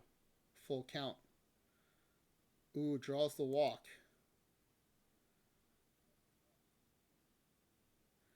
Sherman's still in the game in the bottom of the 8th. Facing Tommy Edman. 1-0 count. Ground ball to second. Can they turn it to short? Back to first. Great double play. The runner advances to the third, but that helps end the innings. We head to the top of the 9th. So they stranded that runner, I guess, on third as we head to the top of the 9th. Looking to add some insurance to this 3-run lead. Dave Angulo with 1 out and an 0-1 count. Bloops one to right field. Oh, that's into the corner. That might be more than a single as he rounds first, headed to second. As he's in with a 1-out double. That brings up Miguel Rojas with an 0-1 count. Oh, no. We're down the bottom of the 9th now. So he did not score that run. Rojas lines one to left field, and that's going to carry. And that is a solo shot. Cuts the lead to 4-2. They've gone to the bullpen. Travis Naylor is in the game. Good level of relief pitcher. They did not go right to the closer. They went with no, Naylor is a closer. Sorry. He's the high stuff guy. So he's facing Freddie Freeman. Full count. Freeman draws the walk. The tying run now comes to the plate in the form of Shohei Ohtani. And Ohtani lines one to center for a base hit. Are they going to send Freeman? They hold Freeman. So they could go to any base here with no outs and a 1-2 count. Will Smith. Oh, no. Okay, it's hard to tell with these animations. That was a fly out to right. They hold Freeman, so it's still first and second with 1 out. The way it comes off the bat, I still can't tell if it's a home run or a fly ball in 27. All right, Mookie Betts with 1 out. And runners on first and second. Fly ball to center. I always worry when the center fielder nonchalants it like that because sometimes it goes over their head. But he squeezes that one for the second out of the inning. First and second, the go-ahead run is at home plate with 2 outs and a 2-1 count to Max Muncy. Line drive to left, that's going to be trouble. Left fielder cuts it off, though, nicely and holds the runner at third. That's a really good effort by the left fielder to hold that runner at third. That brings up Mets legend Michael Conforto. Bases loaded, 2 outs and a 1-2 count. Fly ball to right, and that's going to stay in the park. Oh, no, but it's going to be extra bases. That might end the game. Throw home. Oh, they got him at home. It's going to be tied. Oh, wow. All right, the problem is the top end of this bullpen is pretty good. The bullpen depth is not that good. So 1-2 count, top of the 10th. That's gone. Fly ball to left field. Nope, it's off the wall. God, I cannot gauge these fly balls in OOTP27. I thought that was for sure gone. All right, leadoff double, 2-2 count with that runner on second for Anthony Stewart. Again, the bottom of this order has been pretty productive tonight. And I jinxed it because he struck out swinging. Jaden Weems with a full count. He goes down swinging. And that brings up Andy Ross, leadoff hitter, 1-2 count. And he grounds one to third. The throw to first is in time, so we're going to go to the bottom of the 10th. Tommy Edman facing Evangelista. This is the average level relief pitcher. Now, he does have good stamina, so he might be good for a few innings. Ground ball to short, over to first, in time. It does jump ahead to 2 outs, 1-2 count for Rojas. Ground ball to second. Nicely done. So we go to the top of the 11th, still tied 4-4. Dave Jackson. Line drive to right. That's going to be an out. Out number 1. 2 outs and a 1-2 count for Dave Angulo. Line drive into the left field corner. The left fielder cuts it off, but it's pretty deep. Should be good for... No, that's just a really long single. Brings up Jordan Sanchez. He's a big power eye guy. 2 outs and a full count. And he grounds one to short. Bottom of the 11th. Evangelista still in the game, facing Freddie Freeman. And it's a line drive to left. Cut off quickly, though, and gets the ball in, holding him to a single. That brings up Otani with a 2-1 count. Line drive into right field. That's going to be a base hit. Do they send the runner to third? They do. The throw is cut off by the pitcher and is not going to be time. And the trail runner, more importantly, is allowed to advance. Base is now loaded for Mookie Betts, a 1-2 count. Infield is in. Gets him swinging. 1 out, 2-2 count for Max Muncy. Infield is still in. Ground ball to the pitcher. The throw home is in time. The throw to first, not in time. So 2 outs and an 0-1 count to Teoscar Hernandez. The infield is back. Ground ball to second. Unassisted for the out. Still tied after the bases were loaded. Got out of that jam to force a 12th inning. Arroyo leading things off with a full count. Goes down looking. 2 outs and a full count. Fly ball to right field. Oh, did he get it? Wow. He made that more exciting than I think it needed to be, the right fielder there. All right. Bottom of the 12th. Evangelista still in the game. Edman bloops one over the shortstop's head for a leadoff single. Pajes. Fly ball to center field. Center fielder gets it for out number 1. Oh, the runner tags. Ooh. Wow, that's a good tag there. Takes the force play away and is now in scoring position. 2-2 count. Rojas goes down swinging. And they go to the pen. Bench level relief pitcher Bass is in the game now to face Freddie Freeman. Don't love that matchup. Ground ball to short, though. They get Freeman out with a runner in scoring position. Top of the 13th. Weems is up and then the top of the order. Weems pop fly to the second baseman. 1 out. Oh, wait. No, now we go to 2 outs with Dave Jackson. 2-2 count. Goes down swinging. Bottom of the 13th. Bench level pitcher Brandon Bass is in the game facing Shohei Ohtani. Gets Shohei swinging. Wow. All right, Mookie Betts, 2 outs and an 0-1 count. There's a line drive in the left field. It's going to be into the corner for extra bases. The left fielder strolling after it. Fortunately, it took a sharp hop towards him off the wall. First and second out. We do have force plays everywhere with 2 outs and a full count to Chris Taylor. Oh, they walk him. Bases loaded. Tommy Edman with a 1-2 count. Fly ball to left. Oh, no. That's a walk-off grand slam.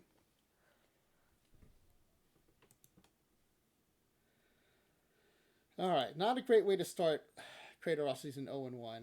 And went through the entire bullpen, probably. Not ideal. All right. Let's sim March and then April, because March is so short.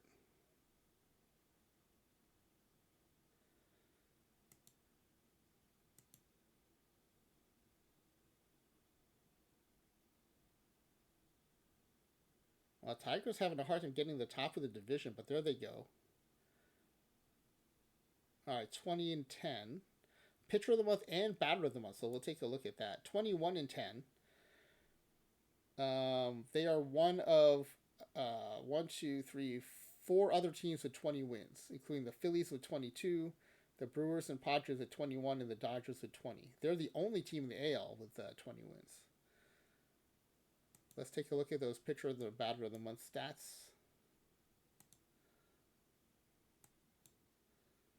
Sherman is pitcher of the month. He went 5-0. Held opponents to a .099 batting average. Wow. 55 strikeouts in 41 2/3 innings, 7 walks, and a .65 ERA. Amazing. Batter of the month was Dave Jackson. He hit 364 with 15 bombs, 32 RBI, 32 runs scored. Okay. So after a bit of a rough March, things are coming together now in April. We'll see what May looks like.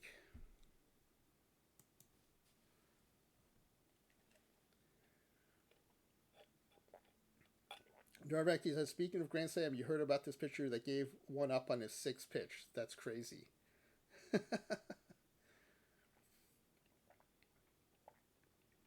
So he loaded the bases and gave up the home run in 6 pitches. The craziest part about that is that's not enough pitches to walk the bases loaded. So that means there was a base hit that didn't drive in a run that left the bases loaded. If I'm interpreting that correctly. It's 11-game run streak by Dave Jackson and a 10-game run streak by Angulo. Oh, the owner has changed their focus to win now, and it's May 26th. That is a really early shift from neutral to win now. Might be the earliest we've seen. A May 26th win now. I want to screenshot that. That's so good. All right, 37-17, a 685 win percentage. Now, not to jinx it, but I am kind of curious. 685 win percentage is 110 win, so we're still behind the pace here of the leaderboard. But I think things are picking up. Let's check out the monthly win percentages. Nope, 704 in April, 696 in May.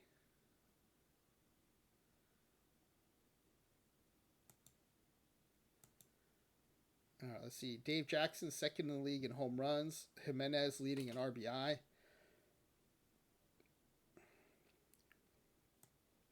On the pitching side, wow, EVC's got the top 3 ERA pitchers, including Justin Sherman, the sub-1 ERA. Nielsen was a guy he wasn't sure about taking, and he's 8-1 right now with a 1.61 ERA. Sherman and Mays first and second in strikeouts. He's got the top 3 WAR and R-WAR pitchers. So very good start to the season.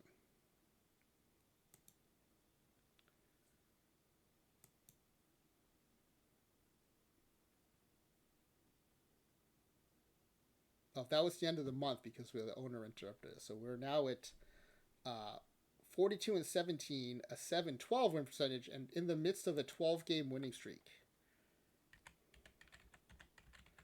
That's a 115-game win pace. So slowly approaching that 124 win target there. Dave Jackson now leading league in batting average and is tied for second in home runs. How is he in RBI? He has 54 RBI, which is just off the leaderboard there. All right, let's do the rest of all of June. Sorry, that was the tail end of May after getting interrupted by the owner.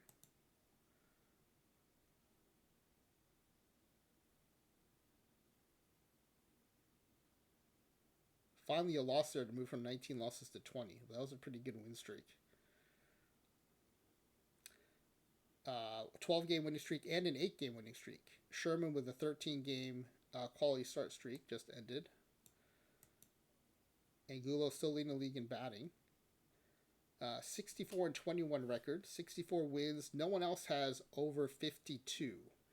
We've got the Red Sox, Phillies, Brewers, and Dodgers all with 52 wins, and the Padres with 51. I forgot to look to see if we had any May or June pitcher battle of the month, so let's take a look at that.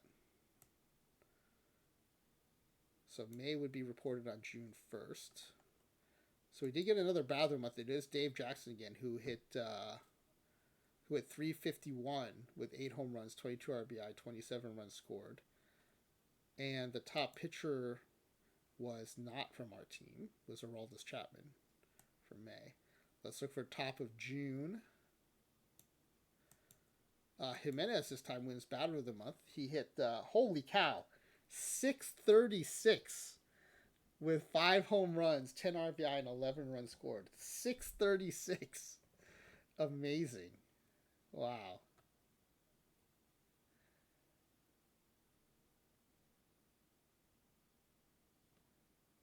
Oh, sorry, that was player of the week. He had 5 home runs in a week. Yes, my face changed right. That's player of the week. 5 home runs in a week. 10 RBI and 11 runs scored in a week. All right, so here's the batter of the month award. It is Angulo, who hit 456 with 7 home runs and 22 RBI. Monster month. And a Detroit starter named AL's top pitcher. This time it's Justin Mays, also with a sub-1 ERA. He went 4-1 with a sub-1 ERA. Let's give him some run support. Come on. He went 4-1. Okay, I gotta see this game log. He went 4-1 with a sub-1 ERA. Okay, the game he lost, though, was a legit loss. He gave up 3 earned runs. He was just bulletproof the other starts that really dropped his ERA for the month. Yeah, so that was a deserved loss for sure. But yeah, pitcher and batter of the month again. All right, let's go back to the standings view, and let's sim to the All-Star break. Oh, actually, Angulo leading the league in batting average. Jimenez leading in RBI. Top 3 OPS, and WAR hitters. Still dominating the pitching. Top 3 ERA pitchers, first and second in wins. Tied for first in strikeouts. Both Sherman and Mays tied for first in strikeouts. Travis Naylor tied for the league lead in saves with Kenley Jansen. Top 3 WAR pitchers. This is dominating individual performances on both sides, offense and defense. All right, let's sim to the All-Star break.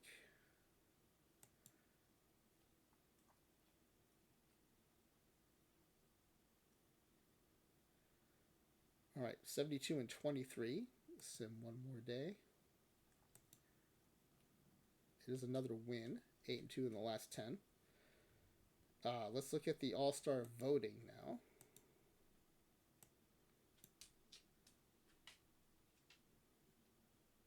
We did look at the players and batter of the month for June, right? Yeah, we did. Okay. All right. AL voting.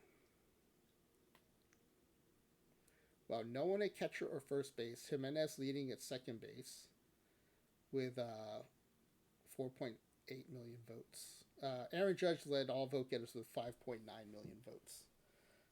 No one in the top 3 third. Andy Ross leading the votes at shortstop with 4.5 million votes. And this is a solid but kind of flat profile. This profile works very well. 60, 65, 65, 70. You don't necessarily need 80s and 75s to do well there.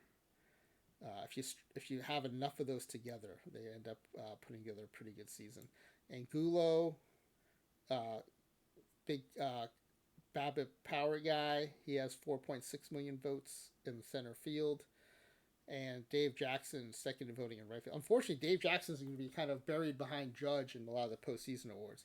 But he's having a very good season. 28 home runs, 329 average.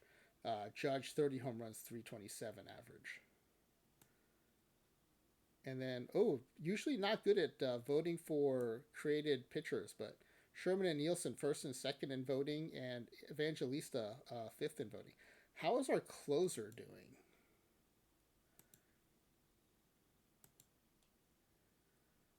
Naylor has 26 saves and a pretty high ERA, 3.79. High relative to like the relief pitcher of the year candidates.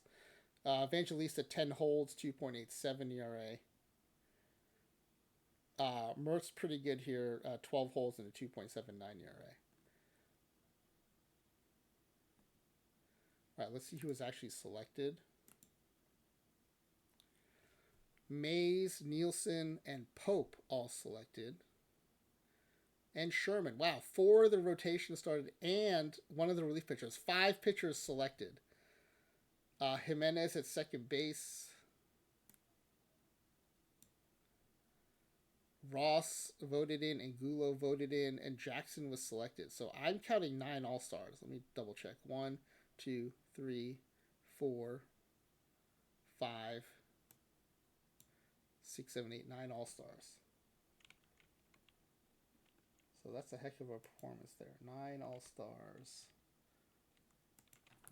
I'm going to put that in the leaderboard for the pack giveaway later.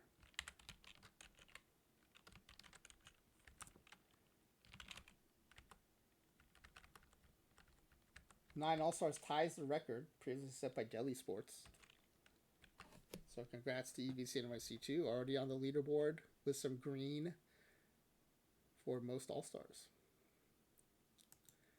All right, let's watch the home run challenge. We have Dave Jackson in here. He'll be facing Kyle Schwarber in round 1. Abreu, Judge, Wallner, and Jackson advances, beating Schwarber 14-12. 14 was the highest total in the first round. Wallner beats him 11-10, and Abreu gets past Judge. And so Abreu wins. We got knocked out in round 2. Bummer. All right, let's advance to the All-Star game itself. Andy Ross, All-Star MVP. Very nice.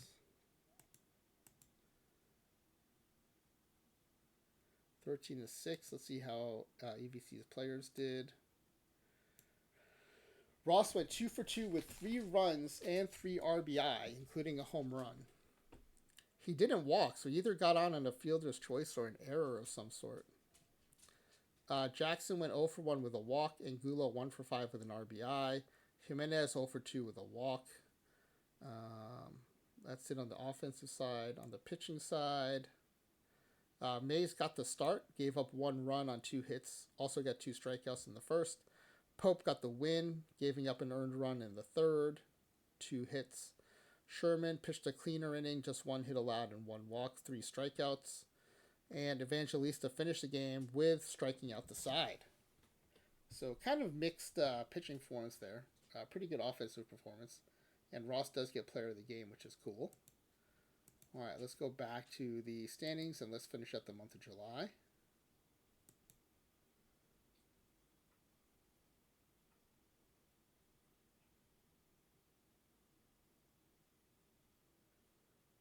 Dave Jackson, 4-game home run streak. 82-28 with 2 months left to go.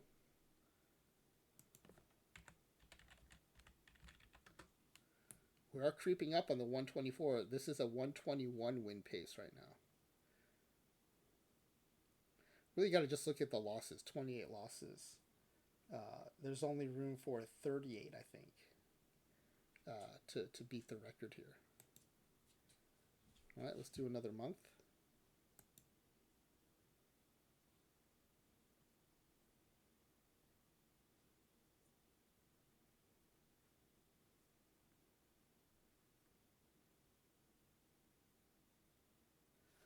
(105-32), 106-32.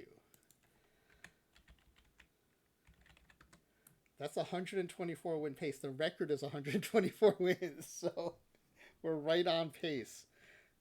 Angulo and Jimenez, first and second in batting average.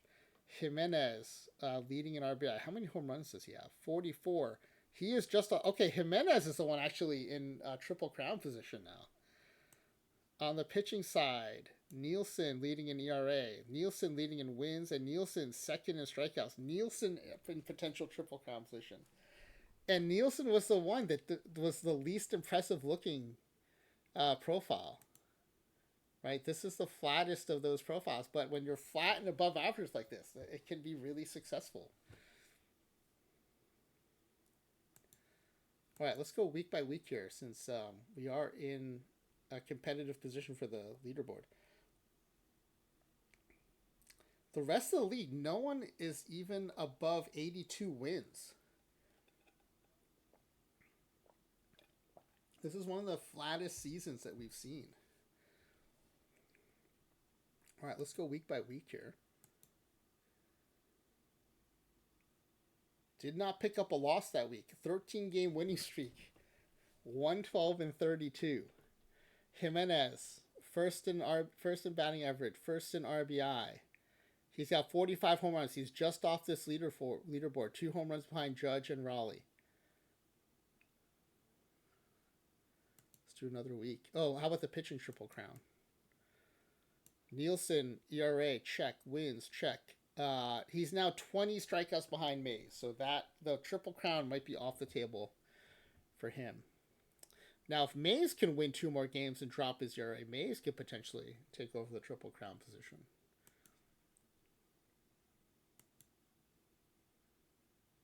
Oh, 3 quick losses there for EVC. 17-game winning streak comes to end for Nielsen. 115 and 35. All right, let's do another week.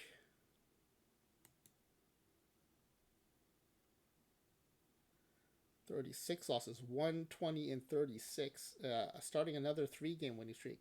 Jimenez still first in batting and RBI. 49 home runs, still tied for third.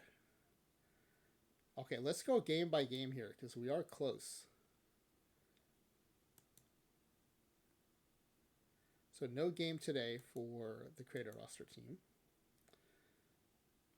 And then today's game is now against the Guardians, who are 62 and 94. 24 and 2, Aaron Nielsen on the mound. Oh my goodness, I totally jinxed EVC. We got a loss here. All right, next up is 60-7 Cano versus Ciccone. It is a win, 4-1 win. 4 games left to go. Justin Mays 23 and 3 against Tanner Bybee, who is 4 and 15. It takes 14 innings, but 3 runs in the top of the 14th to win it 4-1. So we are now at 122 and 37. It is Justin Sherman, who's 20 and 2, versus Garrett Crochet, who's 15 and 7, now facing the Red Sox. It is a 7-2 win, 123 and 37. And now it's Tristan Pope, who's 14 and 4. How does he only have 18 decisions? He's the number 4 starter, so he's not getting shortchanged on starts. No, he's the number 3 starter. How does he have that many no decisions? That's wild. Get him some run support, people. Facing Lucas Giolito. It is a win, a 3-hit shutout. Pope goes 8 1/3 shutout innings, 2 hits and a walk, 13 strikeouts. All right, EVC has now tied the record. The worst he can do is tie for first place. And he has 1 game left to play. Okay, you know what? Let's watch the highlights of this game. This is for the record. It is Aaron Nielsen, 24 and 2 with a 1.93 ERA, facing Connolly Early, 14 and 4 with a 4.95 ERA. Oh, we learned this from Slyface Jane. You have to go to achievements and uncheck notify me of unlocked achievements. Otherwise, it'll say that you went to the playoffs.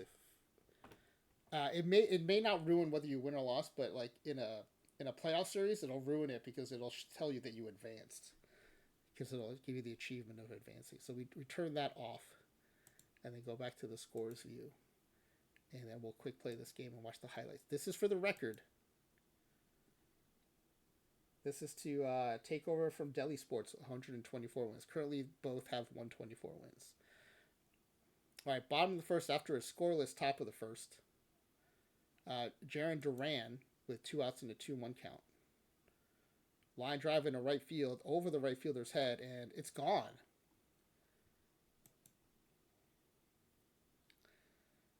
So Red Sox up 1-0 early as we head to the top of the third. Runner on first with a 1-2 count and 2 outs to Dave Angulo. Angulo hits one to right field. That's carrying, and almost in the same spot as Duran's home run. Angulo goes yard. This time for 2 runs, so they take a 2-1 lead. Bottom of the first, Yoshida up with a 1-1 count. And that's hit to left field. That's going to be off the wall. Left fielder scoops it, throws it in, and they hold him to a double. Yoshida's now on third with 1 out. David Hamilton facing a 3-1 count. Ground ball to third. It dies in front of the plate, and no one's going to be out as it's a infield hit.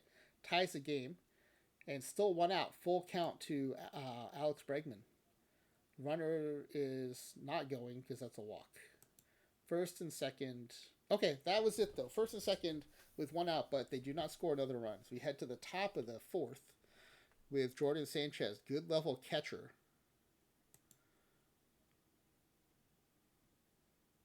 He goes, I think that's yard, but I can't tell with the new animations. Yeah, that's over the Green Monster, 404 feet. So up by one, but Red Sox are up in the bottom of the fourth, threatening with a runner on first, and Yoshida up.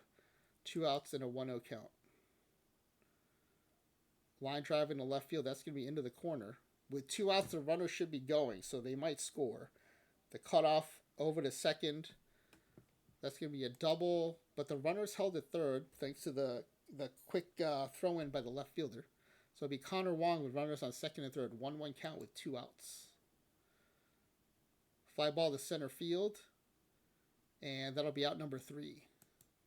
So still up by 1, top of the 6th, looking for some insurance runs. Runner on first for Mike Arroyo, 1 out and a 3-1 count. Draws a walk, first and second for Scott. Oh, Hoob Scott. Is this the backup? No, he's the starting first baseman. All right. He's hitting .233 with 18 home runs. Line drive into right field. That is going to drop in front of the right field. The runners have to check up to make sure it fell.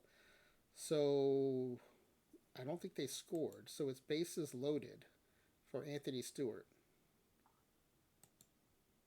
2-2 count. Infield is in. Ground ball to short. Throw home in time. Throw to first. Oh, they doubled him up. That might come back to haunt them. Bottom of the 6th. 1 out for Devers. Line drive into left field. That's going to be off the wall. The throw in is not in time. So a 1 out double. Ref Snyder up. Ground ball to second. Over to first for the out. Runner advances to third. 2 outs for Abreu. Line drive to center for the base hit. Hey, EVC. Yeah, sorry to hear you had to take your son back to the ER.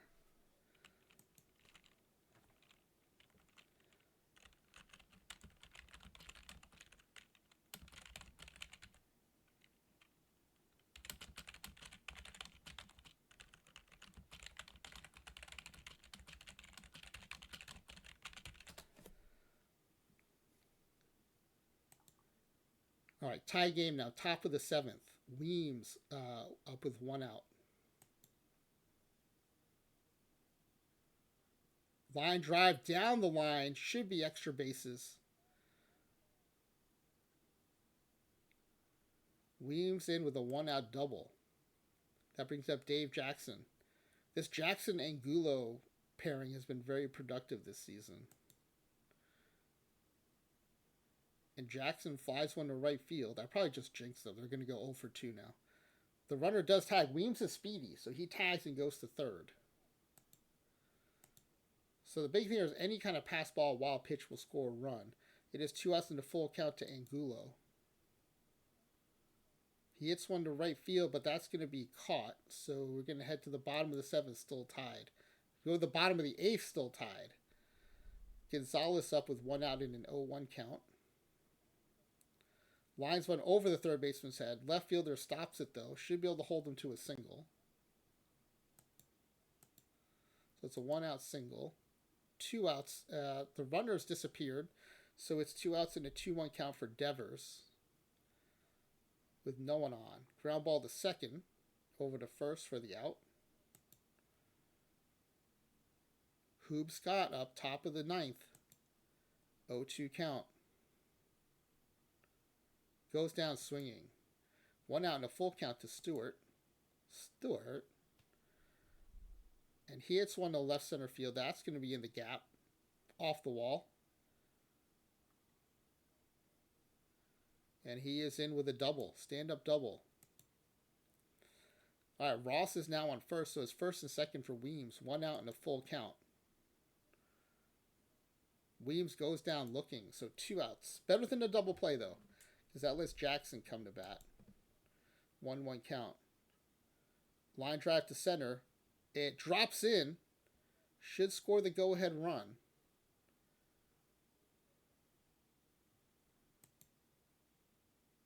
All right, so it's a 4-3 game, bottom of the ninth. Naylor's in the game, facing Anthony. 3-0 count. Draws the walk. Leadoff walks are never good. That brings up Abreu. Line drive into right field. Hopefully that was hit hard enough that the runner's not going to be able to advance to third.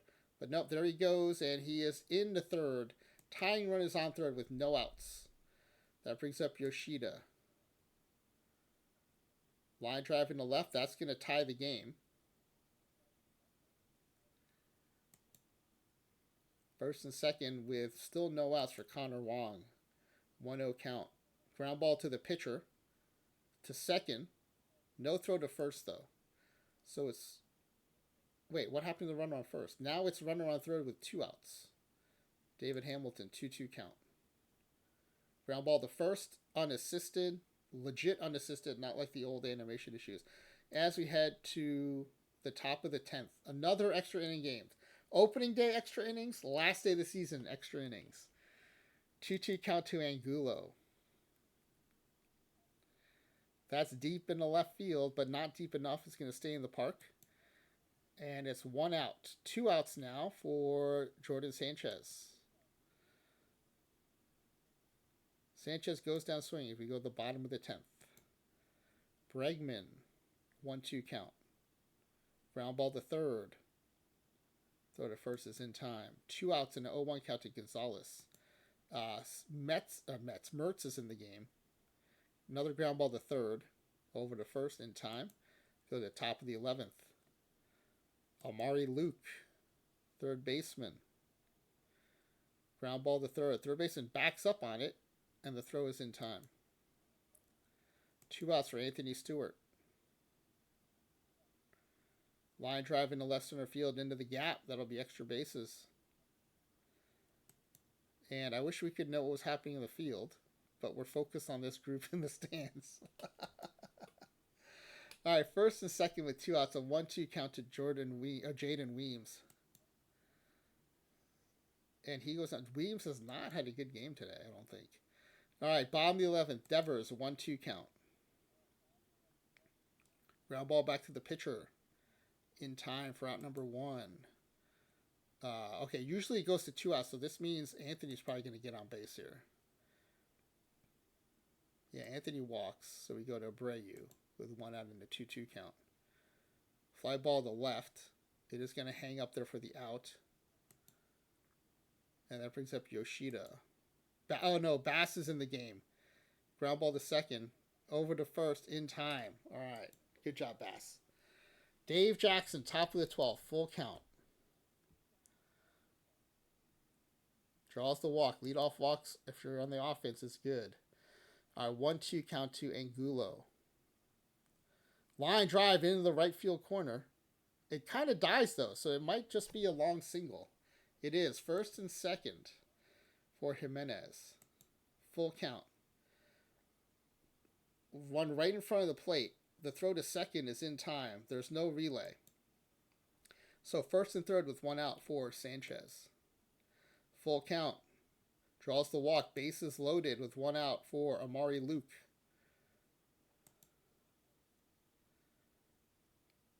Fly ball to center field. Oh, it's over the center fielder's head. That's going to clear the bases. No, it's second and third. Second and third. 2-run score. As we head to the bottom of the 12th. Connor Wong leading things off with a 1-0 count. Ground ball to third. Over to first. In time. Can Bass finish off this game? 2 outs and 0-1 count to Bregman. Line drive to short, and that's it. The record is EVC's for the 3rd year in a row. 3rd cycle in a row, EVC.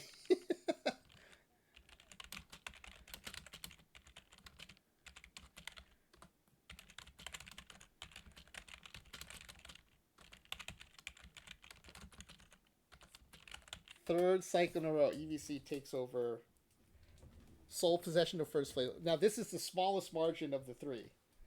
It was, I think, a 16-game margin in OOTP27. In 26, it was a 9-game margin And today it's a 1 game margin, but still first place. And after all the ties we've had on the leaderboards, sole possession of first place. So congratulations to EVC. Hopefully that's something fun to take your mind off of things while you're waiting in the ER. But of course, more importantly, best wishes to your son for his speedy recovery. But yeah, EVC cementing his place in late night streaming lore as the daywalker for the 3rd year in a row comes in and shows the late night crew how it's done. Unbelievable. Takes 12 innings. Yeah, that's a crazy ninth thing too, because EVC went ahead with a run, and then the Red Sox come and tied it in the bottom of the ninth, and then finally in the 12th, 2 runs and hold on to it for the win. Also crazy that Bass got the win, and this bench level relief pitcher, 11-4 on the season. What a pull! Yeah, I think EVC, you were probably still in transit when this was coming up, but this shortstop that no one was too hot on when you picked him, I don't think, because he did have one of those flat but good profiles. This Andy Ross, right? 60, no blue, just a lot of teal. But he had a great season. 8.3 WAR, 29 home runs, 288 average. Came through in the clutch a lot. 142 OPS plus. So really good season from what looks like kind of a flat profile. And then Jimenez, I thought, for me, was a big surprise. Your second baseman. 50 home runs, 338 average. I think the average was the kind of surprising part. That BABIP really came through, right? We did say, like, this is, you like that BABIP power eye combo. This is like that triple crown shape. And that 50 avoid K, it's 150 strikeouts, but clearly didn't hurt him at all. 187 OPS plus, really productive year. And then Dave Jackson had another big season here, 45 home runs, 304 average. And Angulo, 29 home runs, 333 average. So, yeah, lots of production up in the line. Sanchez with 27 bombs. Arroyo, 32 home runs.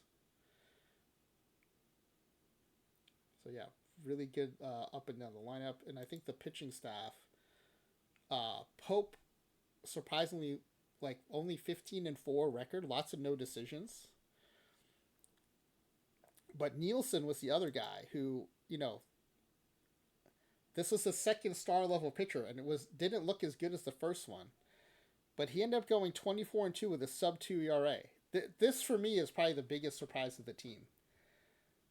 Right? Because the other star pitcher was Pope.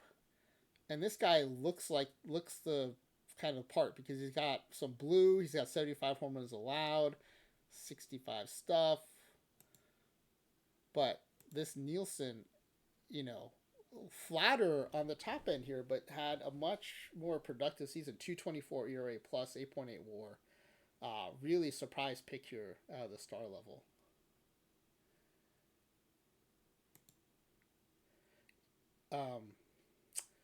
So let's take a look at the postseason now. EVC, I'm going to put you on a 4-man rotation because I know you got a lot going on there. It is the meta approach here. It also is your 5th starter with almost 4 ERA, so I think that's going to make sense. Which 55 PBABIP?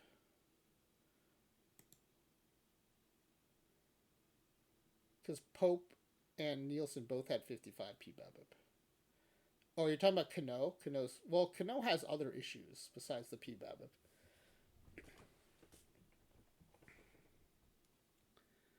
But yeah, we're going to put EVC in a 4-man rotation.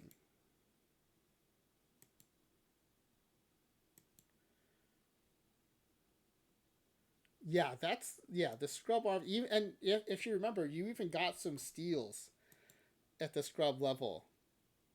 This is how good his bullpen is. When the 5th starter goes in the pen, usually they go to the 1 or 2 spot. In this bullpen, he goes into middle relief, used more often, because EVC got some good relief pitchers. But let's take a look at these bullpen stats that EVC is talking about.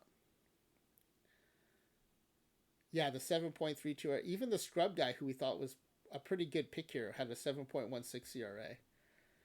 And Morales actually for a scrub, pretty good with a 5.86.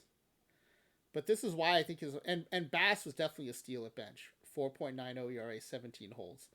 But the average and two good level relief pitchers definitely carried the day here. 3.17 from Naylor, 3.24 from Mertz, and 2.37 from Evangelista. So really good bullpen arms there. I don't think any of these is good enough season to get relief pitcher of the year or even votes, but Naylor definitely had a productive season. All right, let's go to the postseason now.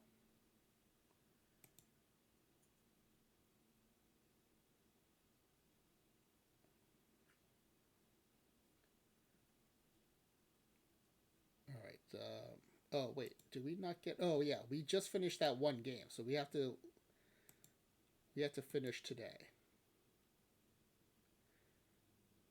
Okay. It looks like there's a game 163 coming for the last wild card spot in the AL. That's probably what we're waiting for. Yeah. So the Blue Jays win, so they're going to take that last wild card spot.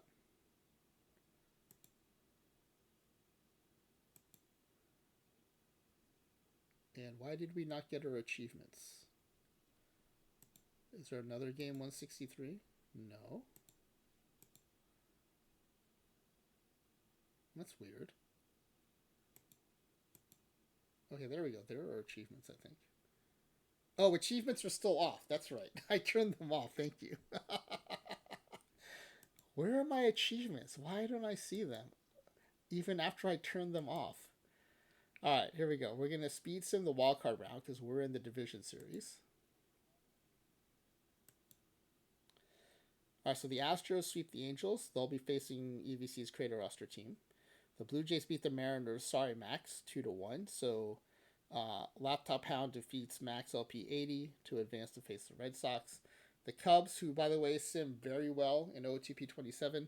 The Cubs beat the Padres 2-0. They'll face the Brewers. And the Dodgers beat the Diamondbacks to face the Phillies. That'd be cool if EVC's creator roster team ends up facing his Dodgers in the World Series. Yeah, hide the garbage cans. You're playing the Astros, EVC. All right, Dodgers, they win 6-3 over the Phillies. Brewers win 7-2 over the Cubs. AL's going to start action, but first we'll do game 2 of the NL. Philly beats the Dodgers 8-4. They tie that series up at 1 apiece. Cubs shut out the Brewers 4-0, so they tie that series at 1 apiece.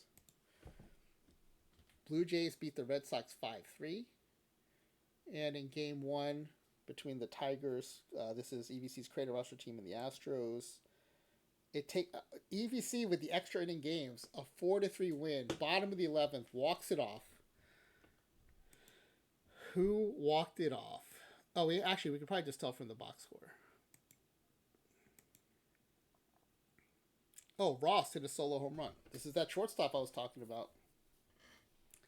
That flat but above average profile plays pretty well.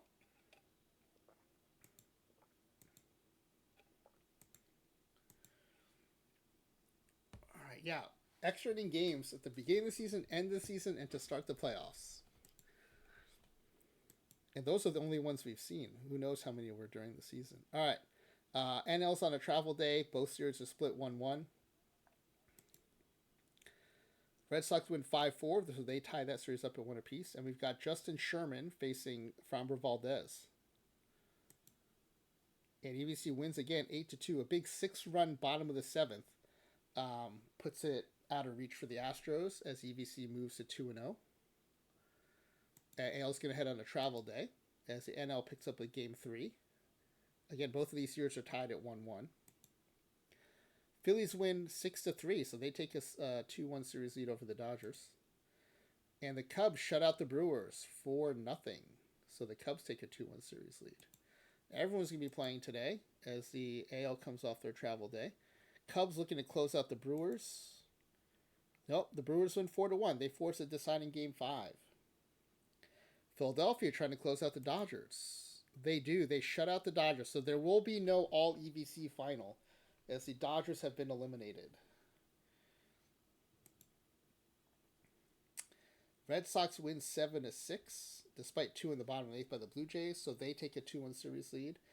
And EVC's team looking to sweep the Astros. They send Tristan Pope to the mound.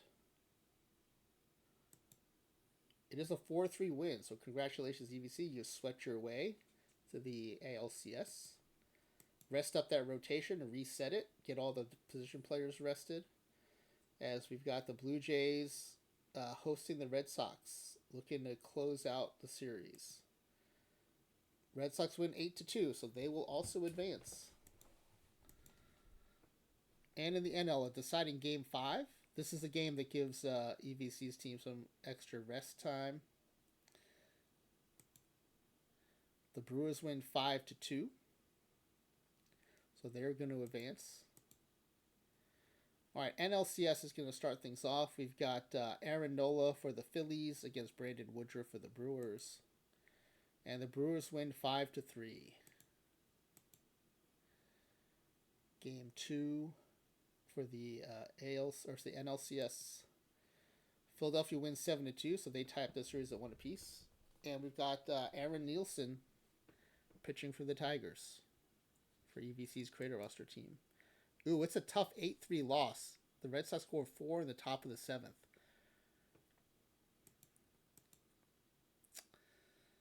All right, down 1-0. The Creator Roster team sends Justin Sherman to the mound. And they win 8-1. Sherman goes 8 innings, 10 strikeouts, 5 hits, and 1 walk.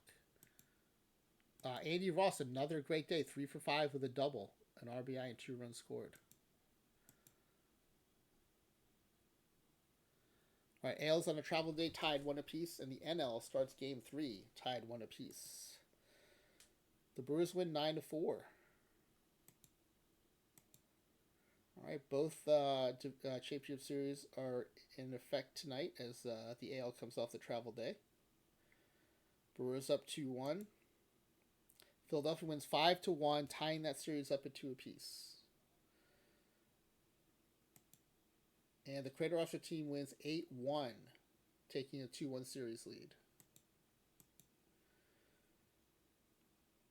All right, NLCS tied up at 2 apiece. Philly pulls ahead with a 7-4 win. They now have a 3-2 advantage. Tristan Pope on the mound for the Creator Roster team. They win again, a pitcher's duel, 2-0 win. 4 hits by either team, and Pope goes 6 innings of shutout ball with 9 strikeouts. Who from the bullpen kept this shutout going? Ooh, scrub level Everhart pitched 2/3 of an inning, gave up a hit and a walk. Then Mertz and Naylor each pitched a clean inning. Actually, Naylor's not so clean, a hit and a walk, but did not allow a run to score. Got his second save of the postseason.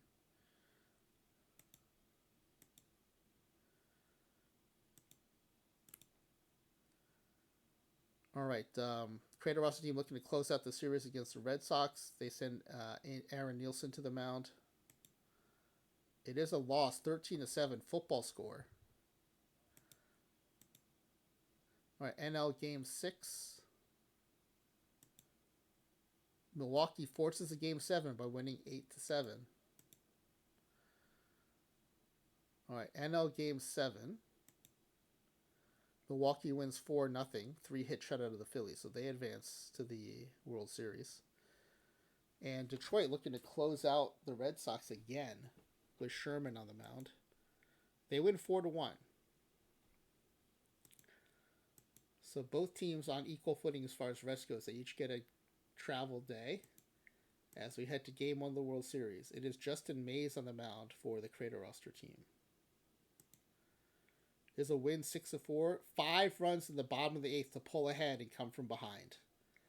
They were down 4-1, broke out for, actually, it was a 2-1 game headed into the top of the 8th. They got 2 insurance runs, but then the Creator Roster team broke it open with 5 in the bottom of the 8th to pull ahead for good. All right, Game 2, Tristan Pope on the mound. He's 2-0 with a 1.46 postseason ERA. and it's a 9-2 win. Pope has another strong outing, 6 innings, 1 earned, 3 hits, 2 walks, and 5 strikeouts. Andy Ross, again, that flat but above average profile, coming through 2 for 3 with 2 RBI, 2 runs scored, and a walk. Jimenez, another big day, 2 for 4 with 3 RBI. And he had the lone home run of the game as well. All right, travel day up 2-0. And it's Nielsen versus Quintana. Nielsen having a rough postseason, 0-2 with 11.05 ERA. It is a 6-5 win. Nielsen did get the win, but his ERA is now at 9. He gave up 5 runs in the second, but sorry.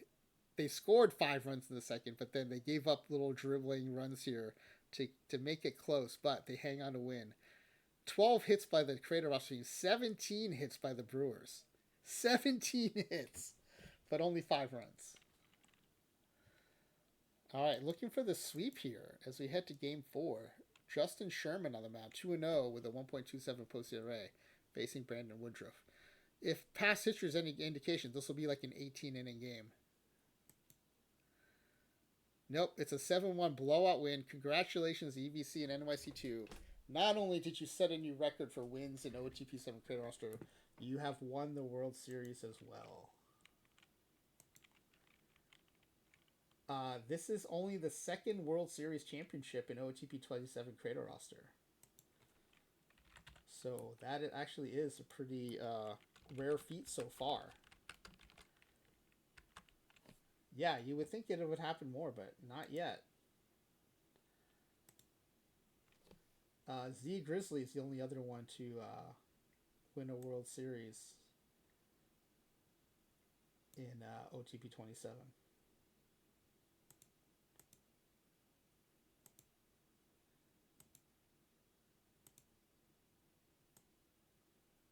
So yeah, only the second World Series win. You can't hear anything.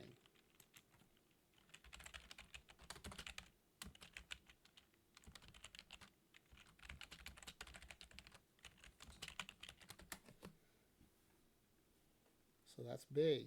That's big. Let's go ahead and save this. We don't want to lose this information. All right, let's go to postseason. Well, first, let's see the awarding of the trophy. There we go. There it is. And let's go to the mailbox here for postseason awards. All right, Great Glove Awards.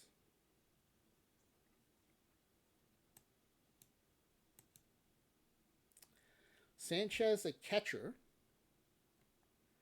And that's it. He was a 55. Didn't you have like a 70 right fielder or shortstop? Yeah, Andy Ross has a 70 defense here.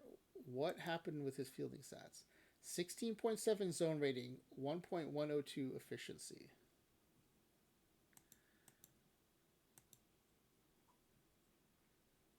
Corey Seager, also a 70. Okay. Oh, wow. 25.4. So, okay, fair enough. He did deserve that one. Huge zone rating season for Corey Seager. All right, but 1 Gold Glove. Not a big cycle for Gold Gloves. 1 ties the record. 2 other teams had 1 Gold Glove. All the others had none. All right, relief pitcher of the year. We did have Z Grizzly win the award outright, so that's what teams will be chasing for this one. Again, 44 saves a lot, but the 3.17 yard probably a little too high.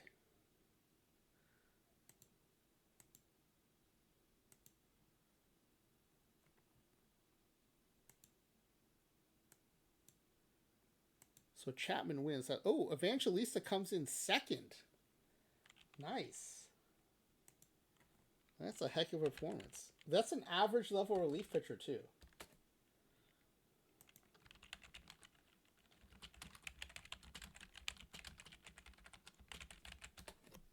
That's an average level relief pitcher coming in second in relief pitcher of the year voting. That's That's a heck of a season. And had more first place votes. He only lost by 2 points. Wow.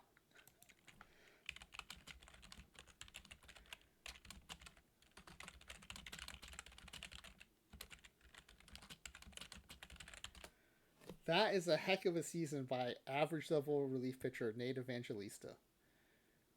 Great pick there by EVCinNYC2. All right, next up is Platinum Stick Awards. We should be... I think Judge is going to prevent the right fielder from getting one, unfortunately. But we've got Jimenez with one here at second. Yeah, Judge is going to block... what's his face? Judge is going to keep... Jackson from getting one. So it's Jimenez and Gulo for 2. That darn Aaron Judge blocked the right fielder from getting one. East Coast bias for the relief pitcher of the year. Yeah. All right, so pretty good showing in Platinum. No Rookie of the Year candidates because of the way we generate our players. All right, Cy Young Award. I think you gotta like Mays, 23-3, 274 strikeouts. Nielsen, the big surprise, 24-2 with a 1.99 ERA. And then Sherman, 21-2, 2.19. But Nielsen, this profile, just killing it, is such a surprise. I wouldn't be surprised if EVC has like 3 or 4 of the top vote getters here.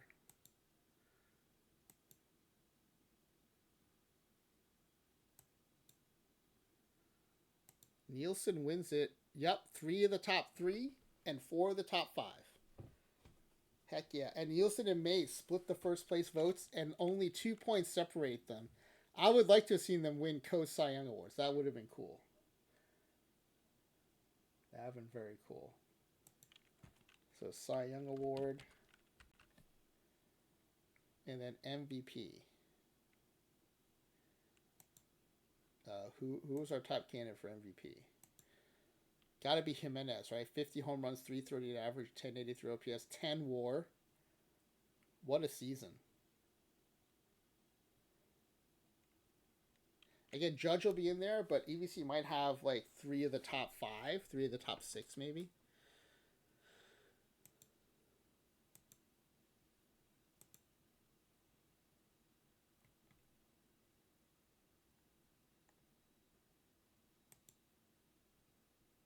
Three of the top 6. I called it. Also 4 of the top 8. Jimenez number 1. Jeremy Pena coming in 3rd. 23 home runs, 327 average in a premier position at shortstop. And then Jackson and Gulo. Then Big Dumper. And then Andy Ross. Yeah, you beat Judge. Yep, Jimenez beat Judge. 24 first place votes to 6. Beat him pretty handily. I was not expecting this, but so far every Creator Roster team has produced an MVP. That's very surprising to me. Let me go back and count the posted right. 3-0, 7-2, 11-2.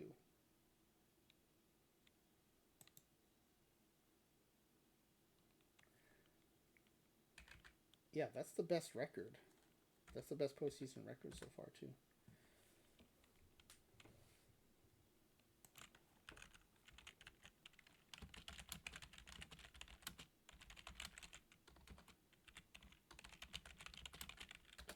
Yeah, so EVC killing it in several regards.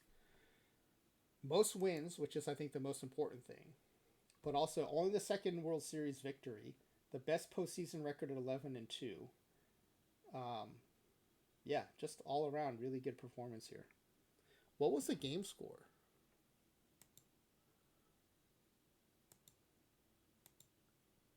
$14.34. That is the highest game score.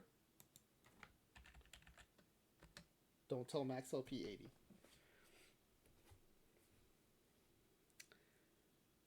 And yeah, I think we have enough information now to do the pack giveaway.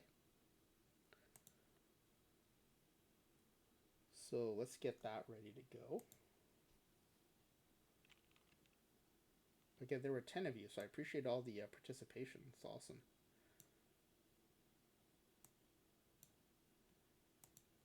All right, so will this team make the playoffs? They did make the playoffs.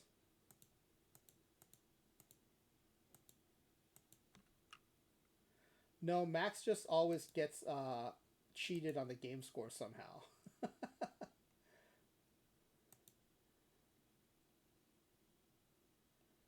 All right, you know what? I do think I need to color code this so I can see them.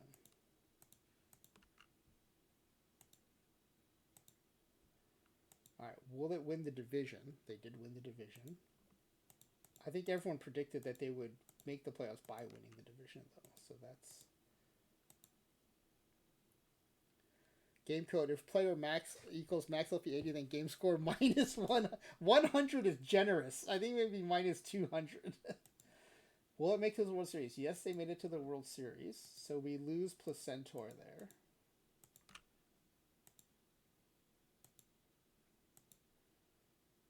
And will it win the World Series? They did win the World Series. Again, only the second team to do so.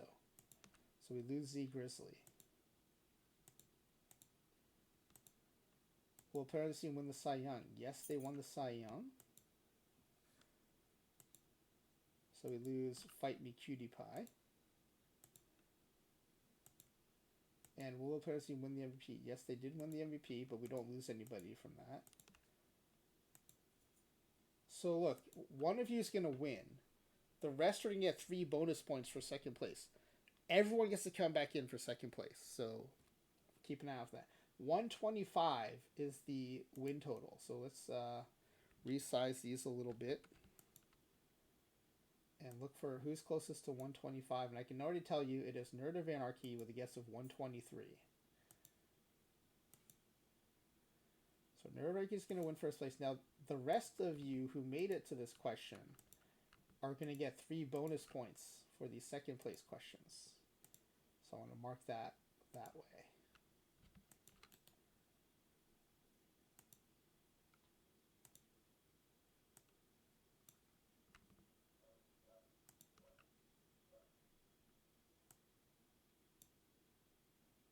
Okay, so Nerd of Anarchy does not get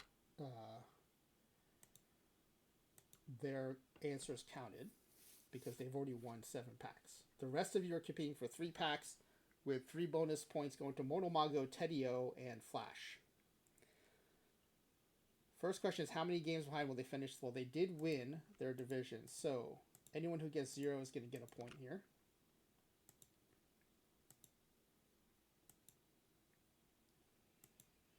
Ali Porter 80. What a hater. Predicting 67 games behind. Max, stop being such a hater. Come on. Okay. All-Stars. I think there were 9. There was a record 9 All-Stars. So Nerd of Anarchy would have nailed that with a guess of 7. Fight Me Cutie Pie gets a solo point here and is working to make up that 3-point bonus that they missed out on. Oh, yeah, 6-7. That's what it is. She's guessing 6-7 meme. Still a hater, Max. All right, how many gold gloves? 1 gold glove, which is tied for the record. So Rob Deere and Z Grizzly each get a point there.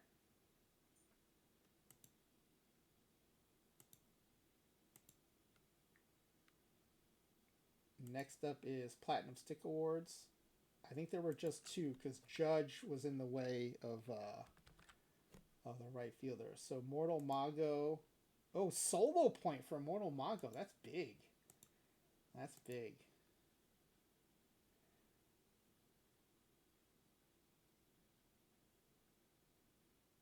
All right, let's see. Oh, the mouse hover questions. Okay, let's.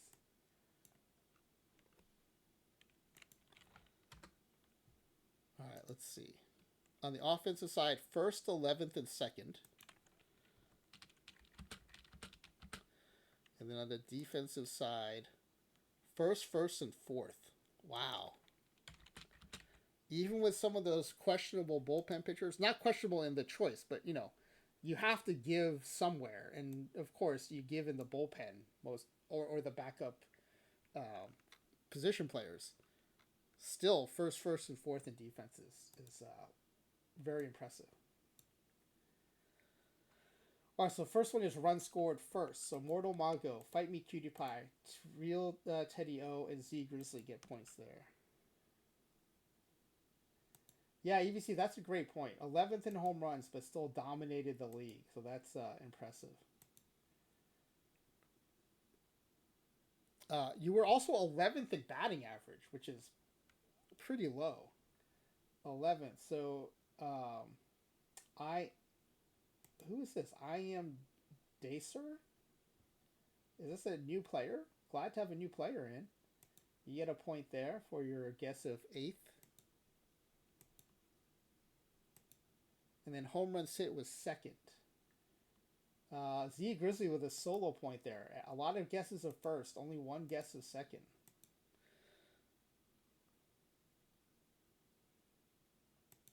And then ERA 1st. Mortal Mago. Wow, only one guess of 1st in ERA. Mortal Mago with a solo point. What a steal. What a steal. Okay, strikeouts thrown also 1st. So Mortal Mago and Placentor. Wow, not a lot of faith in EVC's pitching staff, but 2 first places there. And then defense efficiency 4th. Probably the hardest one to guess here. Fight Me Cutie Pie, Mortal Mago, Placentor all get a point there. All right, so heading into the batting questions, we've got Mortal Mago has 9 points, 6 points plus the 3 bonus points. Ali Porter, no points. 4 points for Fight Me Cutie Pie. 2 points and 3 bonus points for 5 points for Teddy O. 1 point and 3 bonus points for Flash. 1 point for I Am Dacer.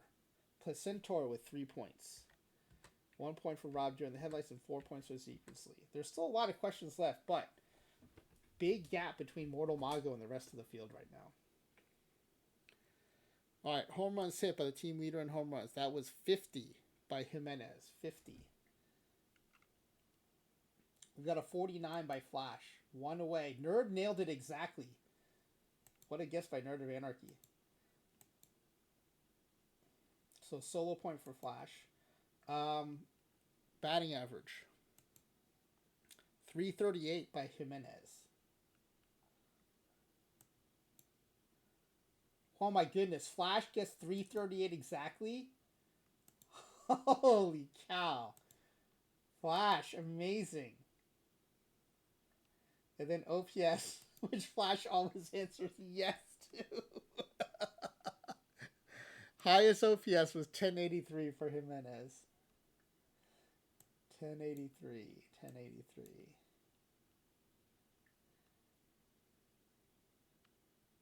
1092 is 0.09 away. Yeah, so it's going to be Teddy O. I do wonder what Flash would have guessed, and if that would have been another point there. But we'll never know. Ever. Okay, and then Batter War.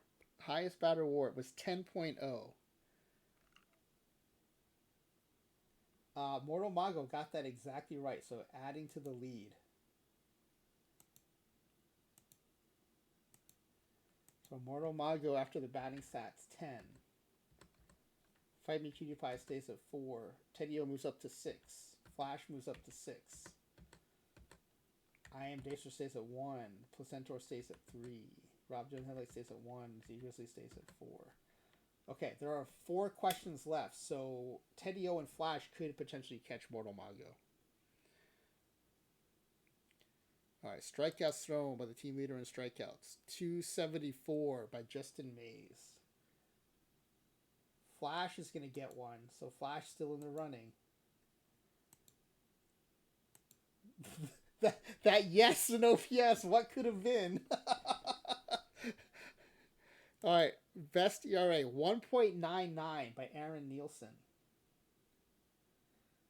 That's 0.18 away from Mortal Mago, and that's 0.2...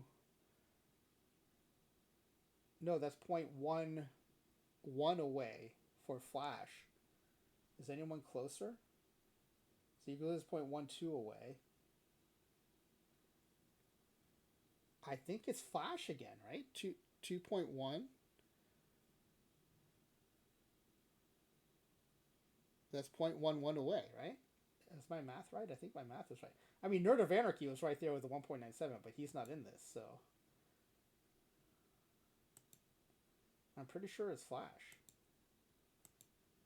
Chats usually get about checking me if I get that wrong, so.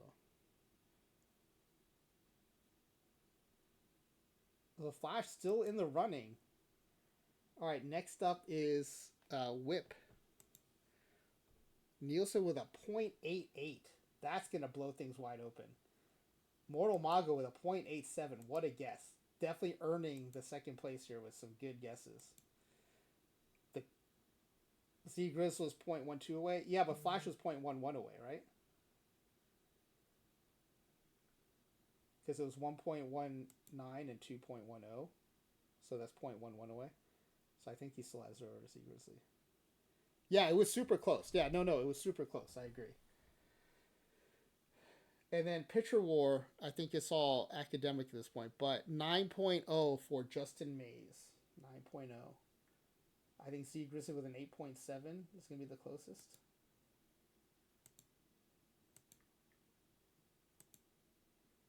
All right, so Mortal Mago finishes with 11. Flash with a strong finish finishes with 8. And Zegos finishes with 5. So first place goes to Nerd of Anarchy, who is not in his usual second place spot. And Mortal Mago finishes second.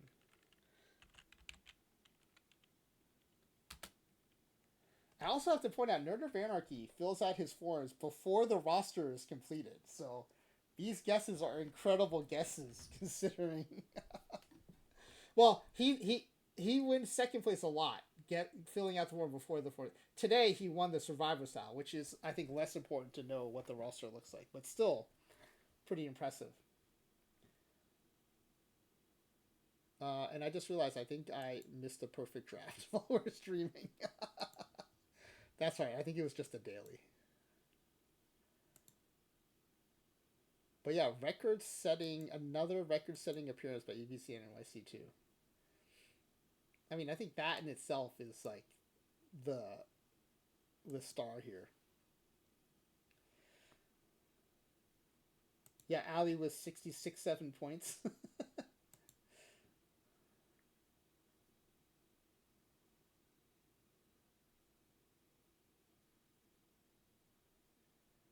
Yeah, I still can't get over the fact that he did it again. I mean, what in like perfect team can anyone do 3 times in a row? Like winning a perfect draft or perfect team tournament 3 times in a row, super hard. Also, like, he gets one shot a year and he pulls it off each time. That's so clutch. That's amazing. I mean, I gotta say, I was hoping it would happen again just because it's such a fun storyline.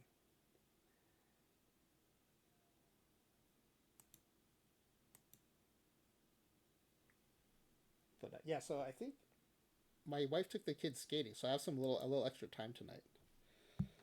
Let me just make sure. Let me do a quick BRB. I'm going to make sure they're not home waiting for me to make dinner. I'll be right back.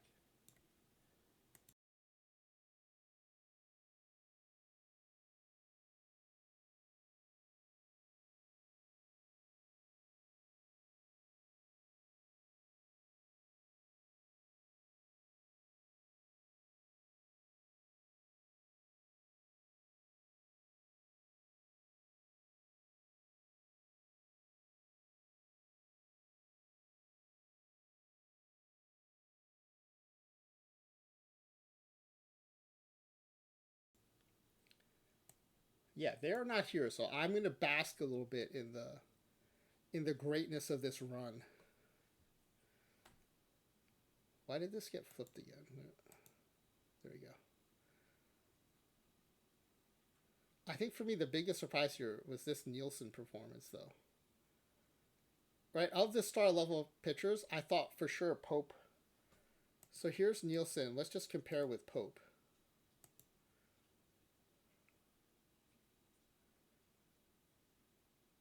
So Pope had 10 more HRA versus 5 more control for Nielsen. That's not a huge difference, but 10 points. And I think people kind of assume. I agree with EVC that stuff in HRA. Oh yeah, EVC. Thank you so much for playing. Thank you for everything you do for the OTV community.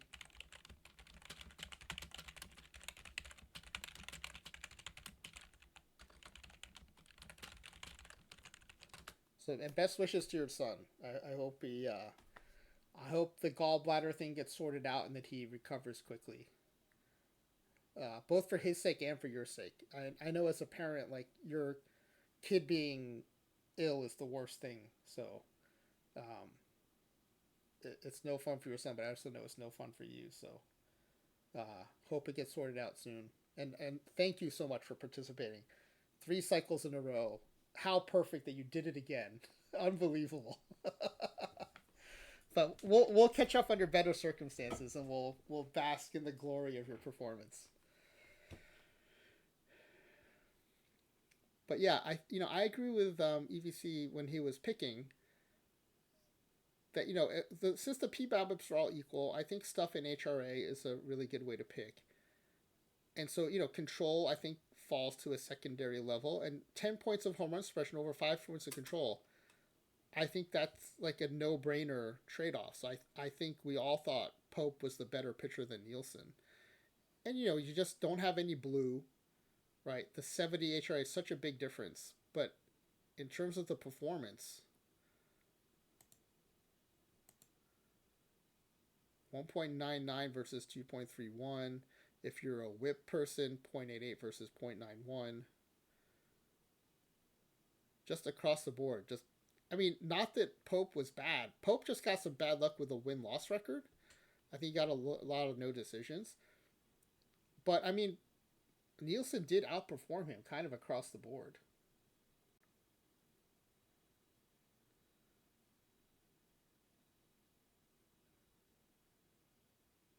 Yeah, so the WAR, 0.9 is a pretty significant WAR difference, but I think the ERA whip difference pretty big.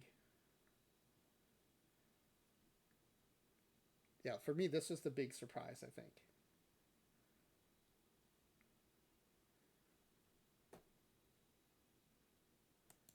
And then I think the other kind of, to a lesser degree, but the other surprise was on the batting side. I think Andy Ross looked kind of flat, but he's got the matchstick. He had, first of all, postseason performance is outstanding. In fact, did he win? Can we go back? Can we still see the playoffs? Andy Ross was the World Series MVP. Dave Jackson was the League Championship Series MVP. And Andy Ross was MVP for both Division Series and World Series. And he was a star level player that frankly looked a little flat. But this is why I keep saying flat and above average in this game does really well.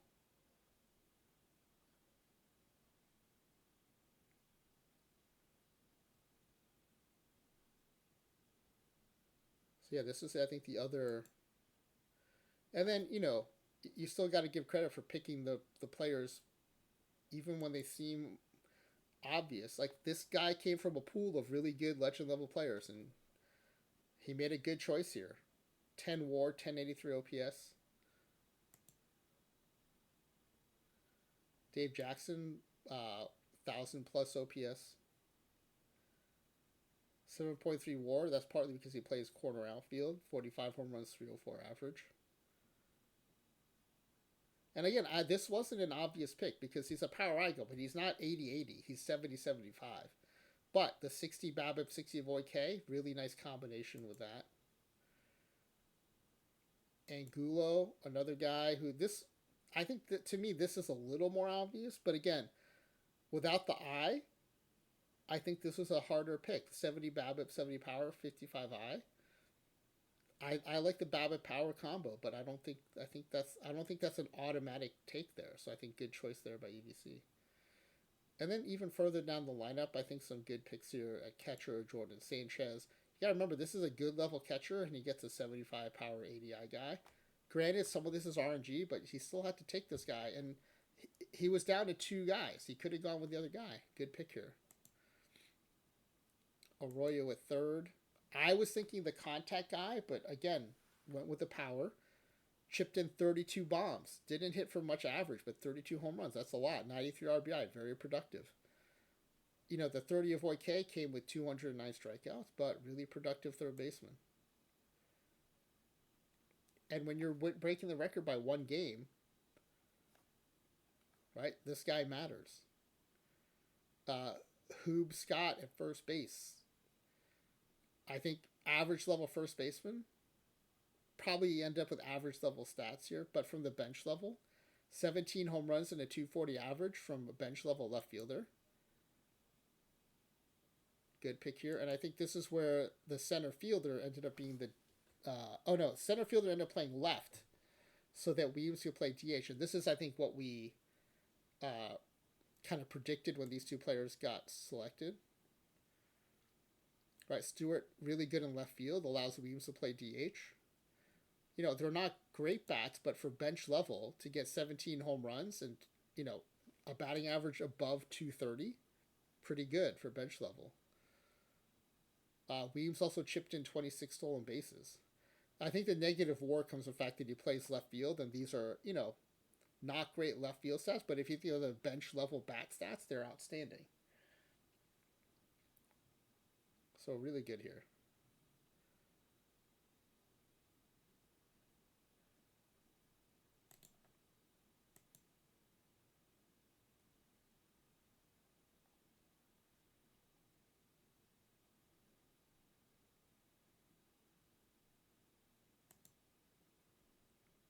Anyone else stand out?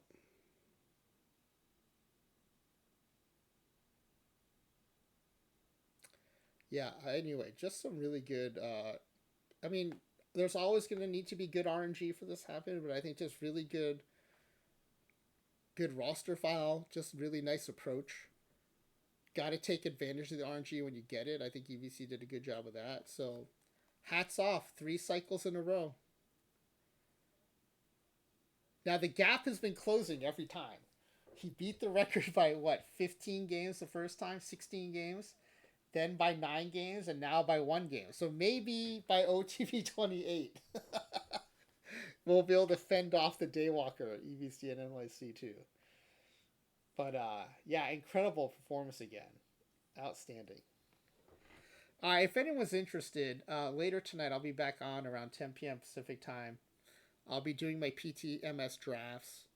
I've got 3 teams, so I've got 9 drafts to do. I also have one of my traditional rosters to build from last night. We didn't finish. So 1 traditional roster and then 9 drafts. So if you want to come by for that, we'll have some pack giveaways. We'll be hanging out, just doing PTMS stuff. And then what do we have coming up? Saturday we have Flying WV playing low ball. We have Note of Anarchy playing low ball again on Sunday. And then Z Grizzly bringing back Dead Ball Creator roster on Monday. So that'll be fun. And I'm hoping EVC's performance will inspire some more regular Creator roster runs. Because before Ezra and EVC, it's been a bit of a while before we had someone play regular Creator. No, we had Z Grizzly play on the 4th. And I think, is that when... That's when Z Grizzly won the first World Series of the cycle. Because when Delhi Sports set the record with 124 wins, he didn't make it to the World Series. So yeah, winning the World Series is still a relatively rare event in OOTP27. So yeah, so tonight PTMS stuff, tomorrow Flying WB playing low ball, Sunday Nerd of Anarchy playing low ball, Mondays, the Grizzly playing dead ball. I'm trying to hold Tuesdays for experiments. We did a good 1914 batting attributes test. I think this time we're going to do it again, but we're going to bring gap and speed into play. Because I know Ezra Denny and some other pretty good dead ball players, they focus on gap power, and speed. So we're going to see how well those two play versus the other attributes on Tuesday. I think that'll be another fun experiment. And then we're coming up close to the next PTCS roster builds on June 4th and 5th. Well, I'm not going to say that, nerd. You can say that all you want, but I'm not going to predict anything. The only thing I'm going to predict is that EVC is going to break the record. Speckle, thank you for scritches for crouton. Let me go ahead and deliver those.